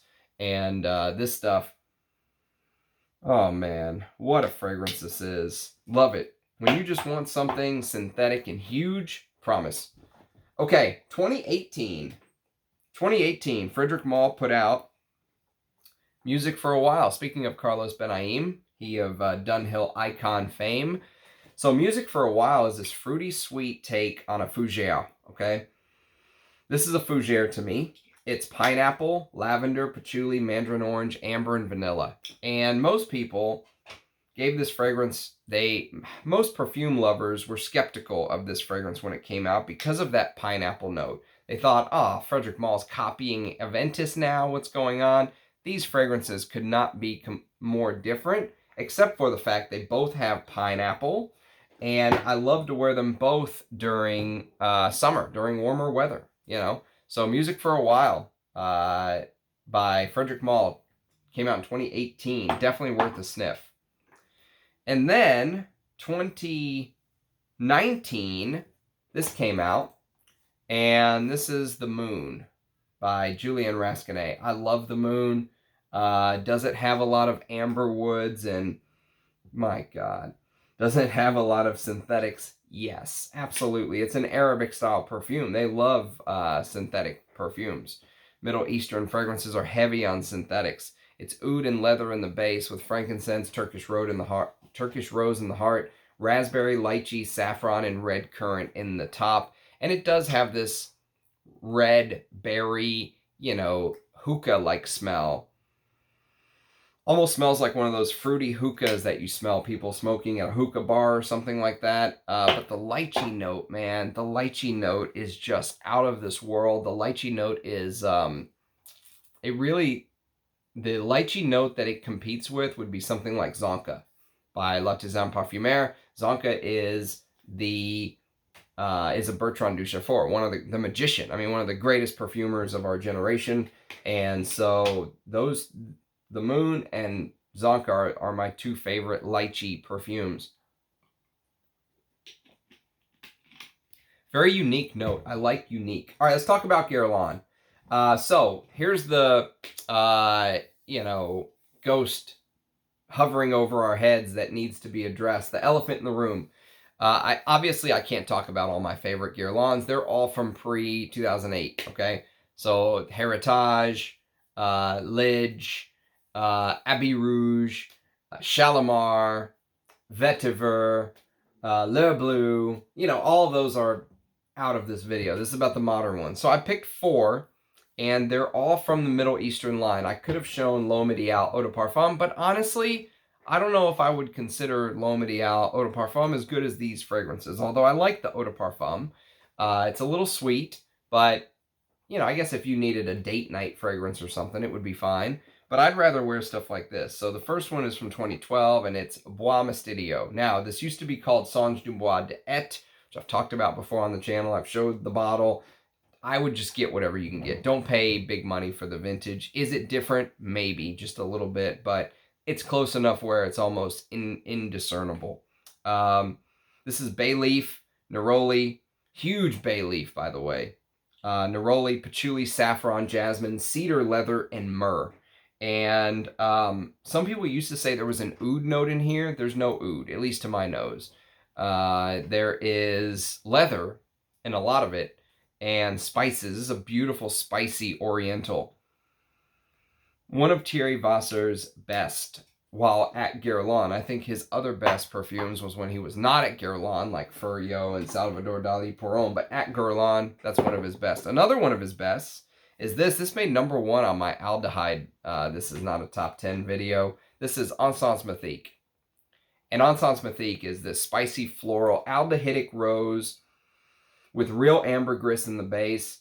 This is a very introspective fragrance to me. If you wanted to put a fragrance on where you were just gonna like look out at the ocean and cry, this is your fragrance. I mean, literally, it moves people. You know, It moves people to look inward. So that's what makes it a special fragrance. Do I want to smell like this all the time? Do I want to like reminisce? Do I want to sit around and palaver with my friends on what we did 20 years ago? No. But is it an amazing perfume for certain time, certain place? Sure. It's okay for once in a while, but it really does have a profound effect on my mood. So I have to be careful where I wear Encens Mythique. And then in 2016, this will be the hardest for you to find because it's discontinued and it's long gone. And the only reason I'm blessed enough to have this in my collection is because of a good friend of the channel. So thank you, perfume god person from Poland. This is Ombre Eternal. So, Ombre Eternal, man, I have been hunting for this far and wide for years, and it just fell into my lap because of a good friend of the channel. And Ombre Eternal is an amazing amber fragrance. It's amber and it's ambergris, okay? So think of Lait du Desert Marocain, okay? In that it's both amber and ambergris. You know, some people confuse ambergris fragrances for amber. Some houses use amber in the name when they really mean ambergris. This is both. And it's a leathery, woody, ambery dry down. And it has this big, spicy, Middle Eastern style feel to it. So there's coriander, you know, spicy coriander and cardamom with Orange Blossom Absolute. And Orange Blossom Absolute adds just enough freshness to keep an otherwise very dark fragrance. If you didn't know better, you would think there's even saffron in here. I think there is maybe a little bit of saffron, but it's gorgeous, beautiful. Probably one of the best from the line. And they discontinued that like a year later. Like it came out, boom, a year or two later it was discontinued. Actually, it had to be 2 years because this is a 2018 bottle. And it came out in 16. So they had to have, you can see the 8 right there. So they had to have waited at least 2 years. But it did not last long. And then in 2019, there's a Guerlain called Cuir Intense. And Cuir Intense is this huge leather and osmanthus and tobacco. And I love this fragrance. I know some people say it's too big, it's too much, but man, I love it. It's supposed to be in this Middle Eastern style, you know. This bottle is a take on the old Guerlain bee bottle. The old Guerlain bee bottle had bees all over it, but this is the same shape of the bottle, if you will. And there's a little bit of musk, there's a little bit of woods, Virginian cedar and sandalwood, but it's really about that osmanthus and leather. And they play off of each other beautifully, and I love that combination, osmanthus and leather. And then in 2014, I couldn't put the original in here because it would have been too old. The original came out in 2006. This is the flanker for Rien called Rien Intense Incense. And Rien Intense Incense is amazing. If you like, oh my God, if you like, you know, vintage fragrances, if you're a fan of the stuff I talk about all the time, if you like Antaeus, if you like those kind of perfumes, Leonard Pour Homme, if you like Ted Lapidus Pour Homme from 1978, check out Rien Intense Incense, man. It is a stunner. I think I might even like it more than the original. It just has this, it's frankincense, rose, leather, iris, cistus, labdanum, oak moss, patchouli, amber, cumin, black pepper, and aldehydes. And I swear there's castoreum in this. I swear there's castoreum. It's not listed in here. It's smoky. It's leathery. That cumin adds a little bit of this funk to it, which I love. And then I think there's castoreum that is even more funk, but it's not listed. All right, let's talk about the House of Bond number 9. So there's 2 in this, and I have something interesting to show you on this one. So this is called Bond number 9. I've seen it called Signature. I've seen it just called Bond number 9. Bond number 9. It's from 2009. And I want to say that it was supposed to celebrate something from the house of Bond number 9. I can't remember what, but this was supposed to be like a celebratory fragrance, right? And so when I pull this up in Parfumo, it shows Eau de Parfum. And when I actually looked very recently, all I found were people selling Eau de Parfum. When I bought this, though, I could have sworn I read a story that said to celebrate, they released this fragrance in a pure parfum form. And mine actually is a pure parfum. You can see right there. Parfum. It's not an eau de parfum. And this is the 100 ml bottle. And this is this Rose Oud. Okay, it's 2009. Okay, so Rose Ouds were the thing. It's Rose Oud and Tonka. But what makes this fragrance insane, and I still can't figure it out even right now, even to this day, and I've probably worn this 10 times since I've had it, is there's this musk in here. And the musk in here almost feels like it's like musk from another world. Like, yeah, obviously, I don't think it's real musk. I mean, maybe it is. I don't know. But my guess is it's probably some sort of synthetic musk compound or whatever it is. But it smells so alluring, you know. I think this would probably smell way more amazing on a woman than on me. But I still enjoy trying to figure out what the hell that musk note is. Probably my favorite Bond number 9 though is this. This is called New York Oud. I wish I had the 100 ml of this instead, you know, the 50 ml of this. But hey, that's how it goes. So New York Oud is this woody, spicy oud with this lovely red plum note. So it's red plum, rose, oud, honey, patchouli with a very posh iris. You can tell I love iris. So Bond number 9, New York Oud. I believe this is discontinued. Don't quote me on it. But this is an eau de parfum. So you can see eau de parfum right there. You can see how they wrote parfum on it. So I don't know if they maybe like changed it to an eau de parfum and like quietly did. I don't know what the deal with that is, but I'm glad I have the parfum. And then a new addition to the list. This is a fragrance I'm very proud to have because I love the smell. You know, I'm all about like breaking stuff down and we talk about the notes and all this stuff. But for me, the smell of this is just amazing. It's called Safari Extreme by Abdul Samad Al-Qareshi. And this is the limited edition bottle. So you got 90 mils instead of 75 mil. So that's why I went for it. And I wore this to bed multiple times now. I'm in love with this fragrance, man. It's like this fruity, orange blossom, woody, ambery oud is basically what it is, which sounds very common, but the smell, man, the smell is unlike anything I've ever smelled. I've never smelled anything that smells like this. And the fruity note used is mango, okay? So you get this twist of mango, which is very unique. But the rose, oud, jasmine, yes, it's floral. Yes, this would smell stunning on a woman. Absolutely stunning. It's just the smell. It's so alluring. Safari Extreme. And that's, I don't know when that came out, but I want to say it's within the last 15 years for sure, right? Okay, next is a Pharrell Williams fragrance, and this is called Girl. Now, this is discontinued, but it was created by Comme des Garçons. So, I mean, it's a quality house, and they're not just throwing shit out here. Even though the bottle might look like it's like $10 shit, it's not. It's actually a really good fragrance because this was made by Antoine Lee, one of my favorite perfumers. Antoine Lee and Christian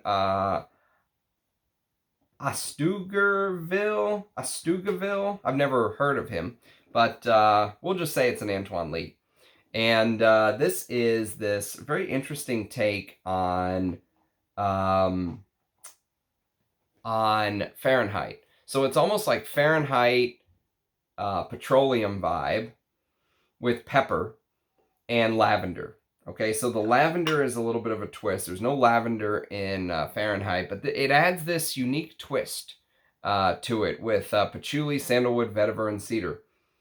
So if you like Fahrenheit, I would urge you to try it. This is a very interesting perfume. Even though it's called Girl, I think it leans masculine. And then we've got an Oscar de la Renta fragrance I want to talk about with you guys. And I have not talked about this fragrance on the channel for a long time. But it deserves to be talked about because you know what? And I think it might be discontinued. I don't know. I never hear anyone talk about this fragrance ever. And it's called Gentleman. So obviously my favorite Oscar de la Renta fragrance is from 1980 called Oscar de la Renta Pour Louis. That is the best fragrance from the house, hands down. And it's a shame that's discontinued. Shame on you, Oscar de la Renta. This is a very interesting fragrance though because it has this spicy champagne. So when you first spray, somehow the way that they use the cardamom in this fragrance reminds me of Amouage Boundless. Never heard anyone else say that except me. So maybe I'm insane. But if you've ever smelled that spicy opening of Amouage Boundless, that'll kind of give you the idea. You'll get in the ballpark of the cardamom here. But then it dries down completely different. It's got this black tea, rosemary, vetiver, and this, resinous woody thing going on.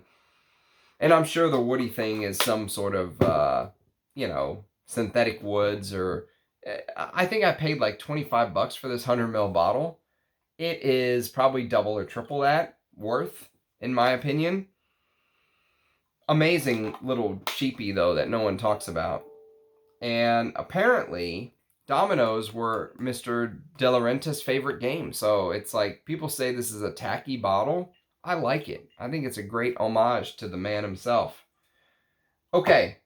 Next on the list, we're going to talk about some MFKs. He has some very good modern perfume. So the first one is a discontinued, hard-to-find fragrance, but the middle one will be easier to find. The third one is going to go back to being hard to find. But this is Absolute Pour le Soir from 2010. And I mentioned yesterday in my video I did that I wore Roja's PDLN, Parfum de la Nuit, #1 yesterday. And I said there was this ambery, spicy animalic tone to that fragrance. But I think it's even more posh. Parfum de la Nuit #1 seems to try to be a little more elegant. This just puts it out there. This just lets it all hang out. This does not give two fucks. And I appreciate that about a fragrance. So Absolute Pour le Soir is this cumin, Bulgarian honey, sandalwood, frankincense absolute, and benzoin Siam.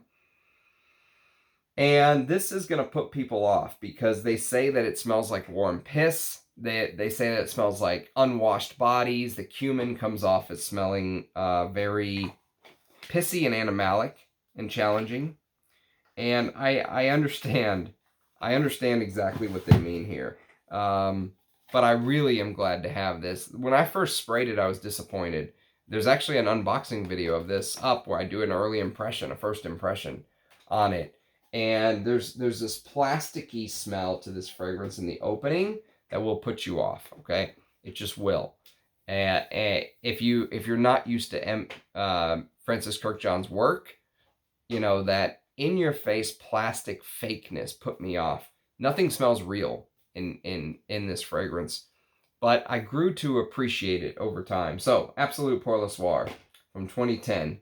And then in 2012, they released this little beauty, and this is called Maison Francis Kirkjohn Oud. So this is just the Eau de Parfum. This is not Oud Extrême, which is a little bit of a different fragrance. This is just the original Eau de Parfum from 2012, a decade ago. Can't believe it's been a decade. For my money, for what it's worth, this is one of the biggest saffron fragrances I have ever smelled. And I have real saffron sitting right here behind this door. And I did a video on saffron where I pulled it out. We smelled it. And I'm telling you, the saffron in this is huge. This is a huge fragrance anyways. Everything is amped up. God forbid if this gets on your clothes. Or I think one day I sprayed it here, like on my hand, and like a couple drops filtered down onto my little notepad, and I could smell it on my notepad for months. The fragrance is an absolute beast. one of the most powerful fragrances I've ever smelled. It's Laotian Oud, Singapore Patchouli, Saffron, Atlas Cedar, and Philippine Elemi. And if you're a beast mode chap, check out Oud Eau de Parfum. And then we're going to talk about, I don't have very many, I don't have very many decants on this list, but I do have a full bottle of this on the way. Thank you very much, Perfume God Person. And this is Ciel de Gum, or de Gum, Ciel de Gum. Oh man, one of the best Francis Kirkjohn creations. It's a shame this is discontinued. Ciel de Gum, my God, man. This might be this might be one of my favorite ambers. Right up there with Ambre Sultan. Ciel de Gum is so underrated because it was for this little department store in Russia. And then you could only buy it either at the Francis Kirkjohn boutique in Paris or Russia. And so it's amber, pink pepper, jasmine, and vanilla. Don't let the fact that it is a short note listing put you off. I'm telling you, it has the usual power behind it. Everything is beast mode that I've smelled from MFK. But unlike all of his other scents that I've smelled, that one actually has this beautiful natural ambery feel, this ambery jasmine. The jasmine is beautiful in there. I don't even like jasmine. It's not one of my favorite notes. But I love the jasmine in Ciel de Gum. Okay, next on the list we have a Nathalie Lorson creation. And this is a fragrance from 2016 called This Is Him. Now, speaking of simplistic fragrances, this is Nathalie Lorson doing to Incense what she did to Vétiver with the Encre Noire series, okay? This Is Him is this amazing incense that doesn't get any love in the community at all. I really thought that because of the price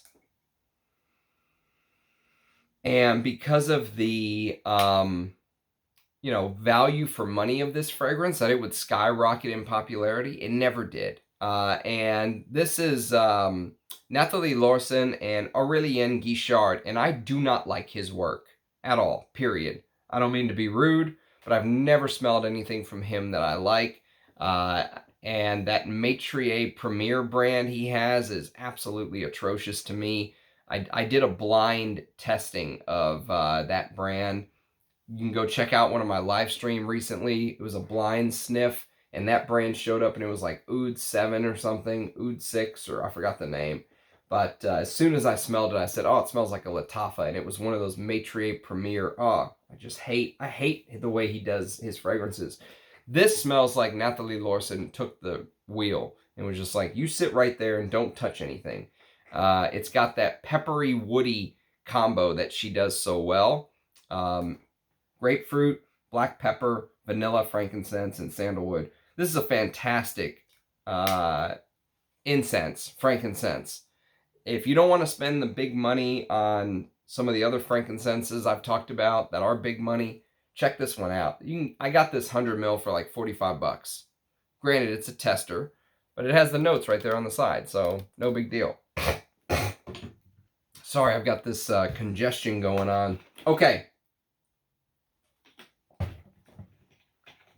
We're going to do some Amouage, Rojas, and a couple more niches and call it a day. So, first, let's do some Amouages. So, 15 years ago, 2008, Amouage put out this little gem of a fragrance. I'm going to just highlight a few of my favorite Amouages. Jubilation 25. What a fragrance this is. Man. Blackberry, honey, incense, oud, Papanax, myrrh. It captures, it's got that bay leaf. Probably my two favorite bay leaf fragrances we talked about today. Bois Mastidio and Jubilation 25. Bertrand Duchaufour, masterpiece. You guys know I love Amouage, so I could highlight every single one, but I'm just going to pick a couple. Couple of my favorites. Next is Epic Man, and again, I've got a ranked Amouage family portrait on the channel. If you want to just focus on the house of Amouage, you can. But Epic is like a one-hit wonder. Rhonda Hamami was the perfumer. How she came out of nowhere and created this, I'll never understand. This is why Christopher Chong gets all credit to me. He deserves every single ounce of credit that he gets. This is this unbelievable, spicy, cardamom, saffron, nutmeg, pink pepper, frankincense, myrtle, mace, geranium, myrrh, leather, oud, patchouli, frankincense, castoreum, sandalwood, cedarwood, musk. So all of that, someone asked me the other day, they said, yeah, but how would you describe it if you had to describe it? And I said, imagine you're in a caravan on the Silk Road. It's dark. There's a fire. And you take some, what you think is sand or you're in the desert walking, camel caravan, right? And you sprinkle that sand on top of the fire. And when it blooms, it turns green, okay? And imagine this green, smoky, spicy explosion from the fire. And that's what you get here. The older bottles have more castoreum in them. And rumor is that Amouage has been reformulating their fragrances. So if you can find the older bottles where they don't say Jubilation or Epic or whatever it is right here, you either want it to say nothing, like mine does, or you want it to say Epic on the side or right here on the collar. That's what you want. That means you're getting a older version of the fragrance. So I don't know if the reformulation rumors are true, but if they are, that's what you want. And then probably one of the few fragrances in my collection that I wish I had 100 ml instead of a 50 ml. As you can see, I put a hell of a dent in this bottle. This is Mitzman. My God, man. Mitzman is this spicy, smoky. Oh, what an artistic beauty this is. Chrysanthemum, iris, rum, rose, vetiver, elemi resin, labdanum, ash, and leather. And this is not incense. This is ash, okay? This is cremation ash. This is a fragrance that really makes you think about, your mortality. Chrysanthemum is a flower that historically is given at funerals. It's a funeral flower. And I can't say I know what chrysanthemum smells like outside of this fragrance, but I can tell you it's a very unique smell. I've heard some people say this smells like a nightmare, and if you're not a perfume lover, you may feel that way. I think this is one of the best fragrances. It's so artistic. It's so, it's just so Amouage. It is an Amouage through and through. And I wish that this was a 100 ml and not a 50 ml bottle, but I'm very happy to have it. It was done by 3 perfumers, Danielle Vicentine, Dorothy Pio, and Karine Vinchon Spinner, who did a lot for Amouage. Speaking of Karine Vinchon Spinner, this is the last Amouage I'm going to highlight. This is Overture Man. One of my favorite boozy fragrances of all time. It's a Karine Vinchon Spinner. Just look at this. That is luxury encapsulated to me. Again, I got this when it very first came out, so I've got Overture here. The new ones say it here. I've never smelled if there's a reformulation.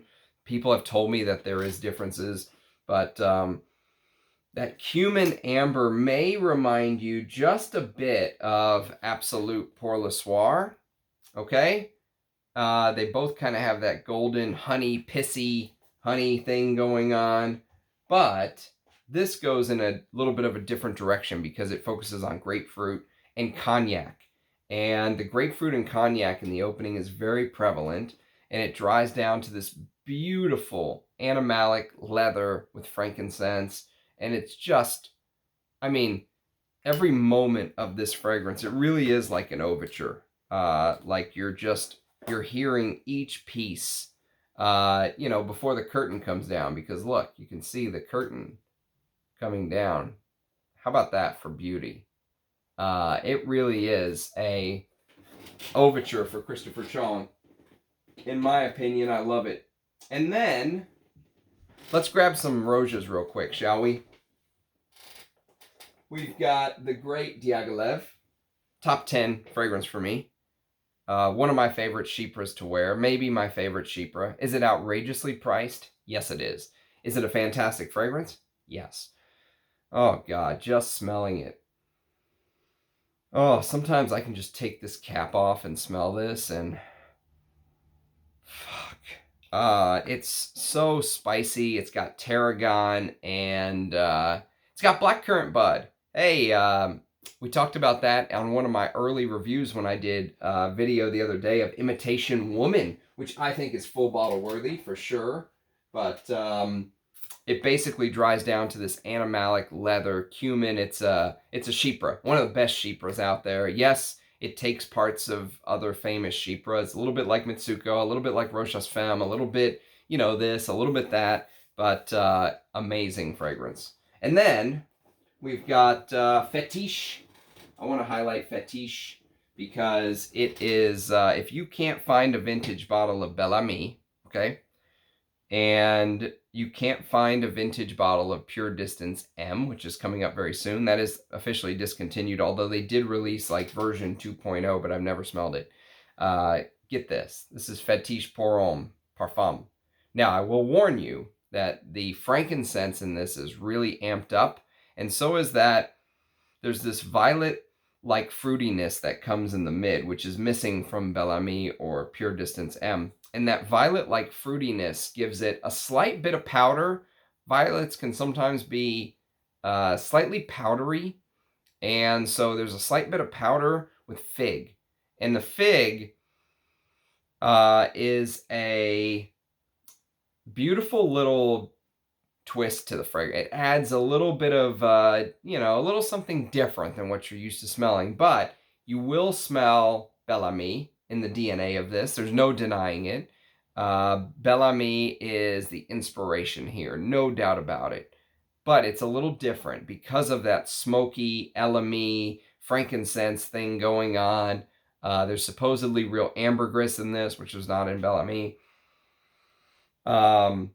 But you have to understand that the smoke is amped up here. So you have to be okay with smoky, frankincense, elemi, incense-like fragrances, because even though it's a leather, it's also kind of equally a frankincense, smoky fragrance. And finally, I want to highlight Danger, which, again, speaking of, I can't show you guys Guerlain's Heritage, so I can show you Danger from 2012. Danger and Fetiche are both from 2012. Diaghilev's from 2010. And so Danger clearly takes that Guerlain Heritage DNA, and it changes a few things. It adds real ambergris. It adds a big dose of cumin. You'll notice the cumin, and you'll notice the civet, and you'll notice a little bit of this fruity rhubarb.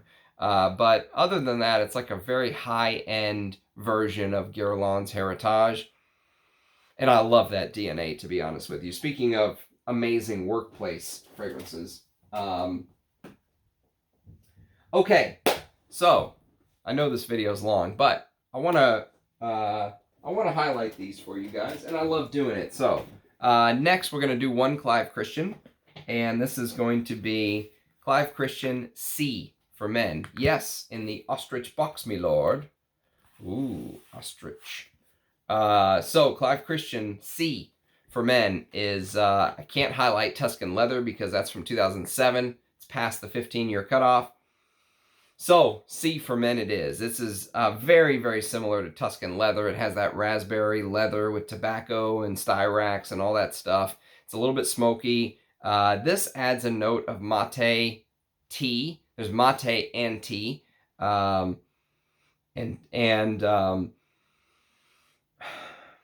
It's maybe slightly, there is a note of oud in the base, although I can't say I've ever, you know, smelled this and went, oh, I get the oud, but maybe it's just part of the fragrance. But this is discontinued, and bottles of this are going for big money now.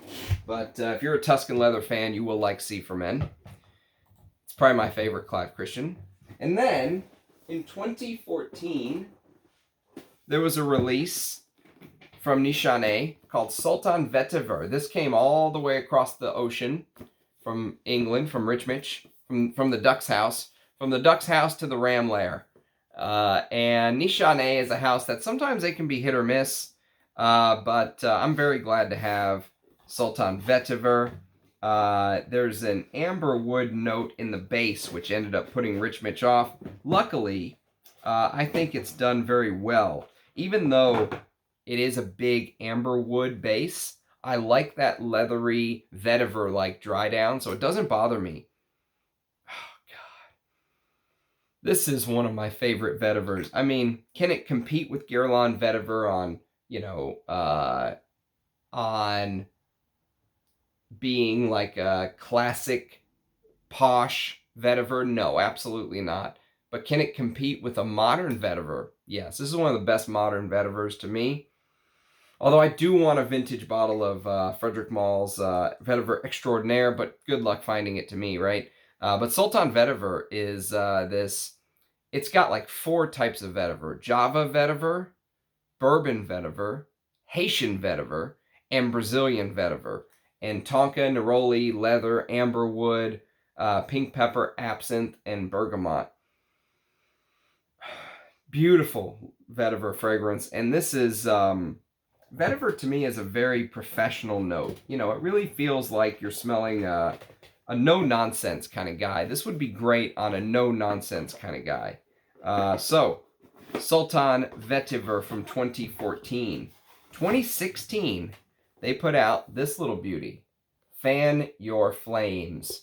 And Fan Your Flames is... a DNA that reminds me a little bit of Idole de Luban Eau de Toilette, because there's this, you know, booze. It's like booze on a beach. Okay, Fan Your Flames is coconut and rum with tobacco and tonka, oak moss and Chinese cedar. And it is beautiful for cold weather. This kind of weather we're having in December, tobacco, rum, tonka, it's a little bit sweet, but, you know, this fragrance also works really well, probably in spring and fall, I would say as well. Not necessarily summer, but spring and fall, because there's this, like I said, beach vibe to the fragrance. There's this, you're relaxing and having a drink on the beach kind of vibe, which maybe like even summer nights, this might be beautiful. But I love, these are my 2 favorite Nichanes. So that's why they're highlighted in this modern video. And then we're going to talk about some Javois. All right. So the House of Javois gets almost no love, even though it should. And the first one I want to talk to you guys about is a fragrance called Psychedelique. And Psychedelique is probably, if you had to pick a modern patchouli, this would be one that I would pick. If I had to pick a vintage patchouli, I'd probably go with something like Crizia Moods Uomo, which is one of my favorite vintage patchoulis. Balenciaga Pour Homme is another vintage patchouli. Amen. The vintage bottles of Amen are stunning.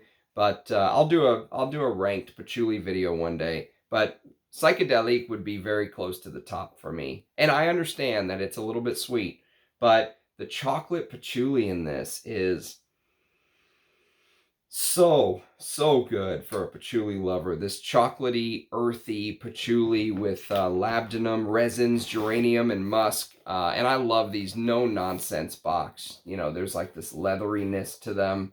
They're great to just take on the go. It's a serious box. Protect the bottle. But if you're a patchouli lover, Psychedelic must be checked out. So these first 3 are going to be from 2011. Psychedelic, L'Enfant Terrible, which I think this one is discontinued. But L'Enfant Terrible, to me, if you like fragrances like Serge Lutens, Féminité Dubois, check this out. This is like Féminité Dubois on steroids. It's like Féminité Dubois. Now, there is an execution of cumin in this fragrance that might put some people off. The cumin note in here will remind you of other cumin-heavy fragrances I've talked about. Like, for example, Absolute Pour le Soir is a good example. The cumin note in here is big. It's much bigger than Féminité Dubois. But this is like If I had to guess, it's probably like vintage Feminite du Bois, because the old bottles from Shiseido from the 90s of Feminite du Bois were thick, resinous, heavy, right? This is like that. There's a beautiful sandalwood note in here. Again, I was talking about the sandalwood in Equipage Geranium and Voyage de Hermès, and this is another one such modern sandalwood fragrance that I would really praise. Obviously, we could go back in time and praise the sandalwood from, you know, Patou pour Homme and stuff like that. But for modern sandalwood, this stuff is amazing. It's beautiful, milky sandalwood with cedar, and there's an orange tree wood note here, and dates. And that date note is just a master stroke. There's a musk. It's a musky like dry down, but L'Enfant Terrible I think basically translates to the terrible child. And I think cumin is supposed to be the terrible child, kind of running around and screwing everything up. But I love that fragrance, and probably one of the reasons that I won't go try to search out a Shiseido bottle of Feminite du Bois. And then in 2011, Cécile Zarokian put out one of her best fragrances. You could argue her best. Epic Woman might have something to say about that, but you could argue it's her best. This is Private Label. If you like papyrus, smoky, dark, oh my God. This is such a great fragrance. If you like earthy, woody, smoky, dry fragrances, this is one you must sniff. It's got this is probably my favorite combination of papyrus and vetiver. An amazing combination. Papyrus, vetiver, patchouli, leather, labdanum, birch, cedar, and sandalwood. But what a fragrance this is, man. So, I mean, the fragrance lovers will love this because it's challenging and it's deep and resinous, and you can really appreciate all the notes. But that could easily be a daily driver, honestly. That could be a signature scent for a man. And you would stand out for sure. And finally, probably one of my favorite from the house came in 2013, and this is called Les Jeux sont faits, which I think translates to games are made, or games are played, or something like that. But Les Jeux sont faits is a beautiful perfume, and it was done by Dorothy Pio of Robertet. And what they did, what makes this so amazing, is they took all these heavy notes like dried fruits and tobacco, cumin and rum and patchouli and labdanum and cistus and all that good stuff. And somehow they made this fragrance seem very light and airy, very fizzy. You know, there's a note of English gin in this fragrance, actually. And imagine you pour gin and soda and you get that fizz, right? And the fizz gives you an idea of how the fragrance feels. It feels very sprightly and fizzy, but it doesn't wear heavy. It never wears you down. It never is too much. You know, they blended this beautifully. Again, the only thing that might put people off is there is a note of cumin in here. Again, there's a spicy cumin note, but it doesn't stand out as much as it does on L'Enfant Terrible, because there's all these other notes that kind of play into it. There's dried fruits and candied fruits and tobacco and rum. And it really does have, I heard someone once say that this smells like a gentleman's club, like a non-smoking gentleman's club. And they're right. They're absolutely right. It does have this celebratory feel to the fragrance. I love Les Jeux sont faits. And then let's talk about some Davidoffs, shall we? So Davidoff is a house that obviously Zeno is my favorite from back in the day. But they're a house that doesn't get much love nowadays. So the first one I want to talk about is from 2014. And I love this fragrance. I think this is an amazing leather, right up there with, you know, something like I was showing off my scent of the day today. This is right there as far as designer leather goes. This is Leather Blend by Davidoff. And this line is high quality. I'm going to show you the two to get. You could probably avoid everything else. But Leather Blend, discontinued. saffron, pepper, rose, amber, leather, and papyrus. And the papyrus, again, private label. If you're a papyrus lover, listen up. The papyrus in here comes across as woody and smoky and dry. And it's beautiful. I love the combination. It punches way above its weight class. If you can find this bottle for $100 or less, get it. You know, even though it's a Coty creation, I'm telling you, get it. And then, that was 2014. In 2016, they put out this beautiful boozy amber called Amber Blend. And Amber Blend is also discontinued, I believe. But maybe, I don't know, maybe you can still buy this. But it's cinnamon, nutmeg, amber rum, Tolu balsam, Peru balsam, not Tolu balsam, Peru balsam, and sandalwood. Beautiful amber fragrance. Very boozy amber. But it competes with all of the ambers that I've listed earlier. Is it as good as Ambre Sultan? No, absolutely not. But we're talking about a Davidoff here. You know, or is it a little bit synthetic? Yes, but I can really appreciate this. And I have to kind of give a hat tip to Davidoff for trying something different. And then I want to talk about a Costume National fragrance, and this is called Soul. So Soul came out in 2015, and it's a very bright amber fragrance. So there's also oud and leather, but how many amber fragrances don't kind of, again, weigh you down? This is very bright. Yes, it's spicy and woody, but there's a note of ambergris. And the ambergris mixes with the leather and the oud and that amber accord. People compare this to, again, Absolute Pour Le Soir is what this gets compared to. And I think they're very different, but there is something lurking in the background of this, let's say. It's much more wearable than Absolute Pour Le Soir, but it's a bright amber. Dominique Ropion did this. He doesn't make bad fragrances. And then we've got a Carolina Herrera called CH Men Privé. Now, this gets some hype in the community. Sometimes it does, sometimes it doesn't. CH Men Privé, yes, it's spicy and sweet. Yes, there's this sweet note to it. But I love the whiskey leather combination. It's very hard to do a good whiskey note. And there's this lavender and herbal sage with cardamom, so it's kind of spicy. Lavender keeps it traditional masculine. There's a note of red thyme and grapefruit, but that whiskey note is spot on, man. And does it last forever? No. You'll have to reapply this about every 4 hours. But so what? You know, spray away. It's a 100 ml bottle. Spray away. So I like that fragrance, even though I wish it performed better, but I love this one, my scent of the day, and I wish it performed better. So, you know, sometimes I just spray away. When you have a big collection, that is one of the advantages, especially since I don't plan on taking any of these with me when I'm gone.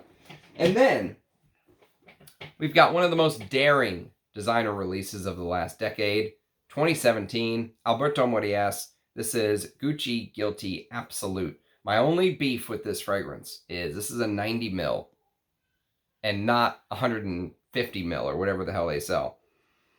Gucci Guilty Absolute is leathery, woody. It's got cypress, patchouli, and vetiver, and this wood leather note that's also in Opus 11 by Amouage, and it has this Band-Aid-like smell. It's beautiful, though. Beautiful is the wrong word. I would say it is challenging. It's challenging in all the right ways. If you're a fragrance lover, you'll dig that. And then we've got a Gucci fragrance, again, in 2020. And Alberto Morillas again, this is a Midnight Stroll. So a Midnight Stroll is probably one of my favorite incense fragrances. Again, it's a simple concoction.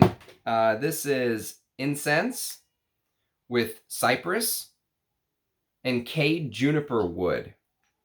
And it's a beautiful woody, smoky incense. But if you like incense, I just gave you 3 amazing modern incense. Incense Extreme, a Midnight Stroll, and the cheapie of the list, Zadig and Voltaire, this is him. But 3 amazing incense fragrances to go after. And then I want to talk about a Lolita Lampica. We are coming to the end, I promise. Lolita Lampica Eau Masculine. There's an Eau de Parfum Intense version of the original, which came out in 2001. The original came out in 2001. This is a 2015 flanker from the great Annick Minardo called Eau Masculine Eau de Parfum Intense. And this is discontinued, of course. It's a beautiful star anise. One of the best star anise fragrances with vetiver, oud, myrrh, iris. And that iris, man, it makes it so posh. But I love the resinous vetiver star anise. It's a great flanker. It still gives, you know, homage to the original. Okay, couple more. First, we're gonna do a fragrance called Falcar by this Bulgari line. This is probably the only one I'll own from this line because they're very expensive. And luckily, a friend of mine gave me a very fair deal on this secondhand. So there's the bottle. Bulgari Falcar. You know, the bottle looks like shit when you're looking at it. It kind of feels cheap, plastic, and this is plastic. But I do dig the magnetic cap. That's a cool little feature. And this is black musk, saffron, leather, and Bangladeshian oud. And it's probably, looking at the notes, it's the only one I'm going to go for. And I got it because I've been wanting this fragrance based on the notes, and I got a very fair price. Is it worth retail? No. I mean, they will remind you of the Louis Vuitton fragrances that Jacques Cavalier does. He does both Louis Vuitton and these Bulgaris. But it is probably not worth retail. If you can get it at a good price, it was okay. I enjoyed it. I gave it a full wear recently. And then let's go talk about this Pure Distance. This is Pure Distance M, the discontinued one. If you like Bel Ami, this is the one to try to hunt down. Fetiche by Roja is also very good, but it's much more smoky. This really focuses, I think, on the leather aspect better. It's leather, cistus labdanum, lots of labdanum. Leather and labdanum is like a Roja calling card. Anyway, Roja Dove is listed as the parfumeur. Moss, musk, patchouli, vanilla, vetiver, cinnamon, bergamot, lemon, jasmine, and rose. But this is got Bel Ami written all over it. Like a niche Bel Ami that focuses more on the leather, whereas Fetiche is more on the smoke and frankincense. But they're both great. I love wearing them both. But every time I wear them, I always think like I could just be wearing Bel Ami. You know what I mean? Like it's always kind of one of those things. But they're good niche. I can't show Bel Ami since it's from the 80s and it would break the rules of our video. So we're going with M, Pure Distance from 2010. And then, two more. Last two. Eugene's fragrance from this year. Release of the year, I will say. Proudly, release of the year. I bought this bottle with my own money. I love that I can say that. Although a free bottle would be cool. But I love that I can say I bought this with my own money. Eugene did not send this to me. And all of my, you know, opinions on it, I can say whatever the hell I want with it because I bought it with my own money. This is La Douleur Exquise, release of the year. I have a video on his other new release called Bel Ami, which is also very good, but I decided to buy a Chanel fragrance instead. I'm sure he would not be upset about that since Chanel is his favorite brand. It basically opens up like this. Look, it's very high. Everything is premium feeling. They did a great job with the packaging and all that good stuff. And the bottle itself, I'm a big fan of the magnetic cap. Holds everything in place beautifully. But the fragrance, man. The fragrance is a rose patchouli animalic, okay? One of the only modern fragrances that I've ever found that can compete with vintage Antaeus on that castoreum note. The castoreum absolute in this blows me away. Every single time I've worn it, it is unbelievable. The castoreum, I'm stunned by the castoreum note. I don't know how they did it either in 2022. Antoine Lee literally worked a miracle for this fragrance. And patchouli, papanax, myrrh. It's very resinous when it dries down. And there's a beautiful iris note in here, rose and iris and frankincense, and it is so high class. I actually wore this to work one day, and someone came up to me, someone that I did not know actually at the time. I know him now, but I didn't know him at the time. He was new. And he came up to me and said, man, what are you wearing? The rose and frankincense, the smoke in it reminds me of my mother's old, Moroccan attar fragrances or whatever that she, gave to me. And she's no longer with us, and I love it. I gave him the name. I wonder if he ever bought a bottle. But I gave him the name, and I said, dude, go buy it. It just came out. It's my friend's brand. And he's like, oh, it's cool, man, but unsolicited. I didn't talk to him about it at all. And people are just drawn to this, and I'm drawn to it because of the quality of the ingredients. It really punches, even at $260 or whatever Eugene is charging. It's worth double that. Roja would charge 4 times that. So I'm telling you, even though it's expensive, you're getting a deal on that one. And then the fragrance, the last one, fragrance I'm infatuated with. I am in love with this. I want to back up. I want to bathe in it. I want to wear it every day.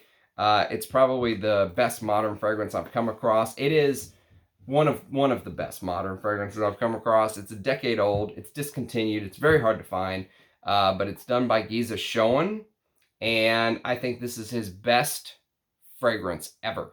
Better than everything else he's done. This is Kinski by Kinski, and how do you describe this, man? It opens up with this big green cannabis. You know what it reminds me of? It reminds me of an insane version of Aramis Devon.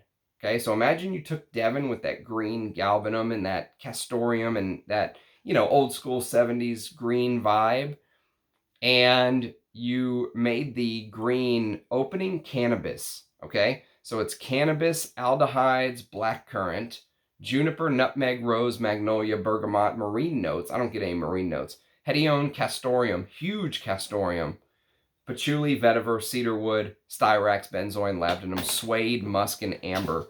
And what it dries down to is this vetiver. Vetiver is the star of the show in the dry down, but so is the castoreum. And it literally seems like, imagine you took Aramis Devon and stuck him in a padded room, and Devon just ran against the wall all day. Like, he went insane. Devon lost his mind. That's what Kinski reminds me of. And there was a little bit of insanity to Kinski. If you know his story, it's a fucked up story. He had some mental issues, some serious mental issues. But the man is insane. The brand is gone, I think. The fragrance is stunning for a fragrance lover. For people that like unique, man, Giza Schoen did a masterpiece on a fragrance no one ever smelled. No one bought this. No one knows. You know, the only reason that this fragrance was so coveted by me is because it was Chris from Scentland's very first review. And I was like, holy shit, if Chris from Scentland wanted to do this one first, I'm in, And so I've been hunting for this for years, and I finally have a bottle. So thanks to Rich Mitch for keeping my bottle safe all of these months and months and months. I'm glad she's home. Thank you for watching. I know it's 2 hours and 17 minutes. I apologize. Let me know what you think of the idea. Let me know what your favorites are. Let me know. Just let me see your face in the comments. I love seeing your faces in the comments. I love interacting with you guys. Thank you for the support, and I'll hopefully see you again tomorrow with another video. Cheers now. Bye-bye.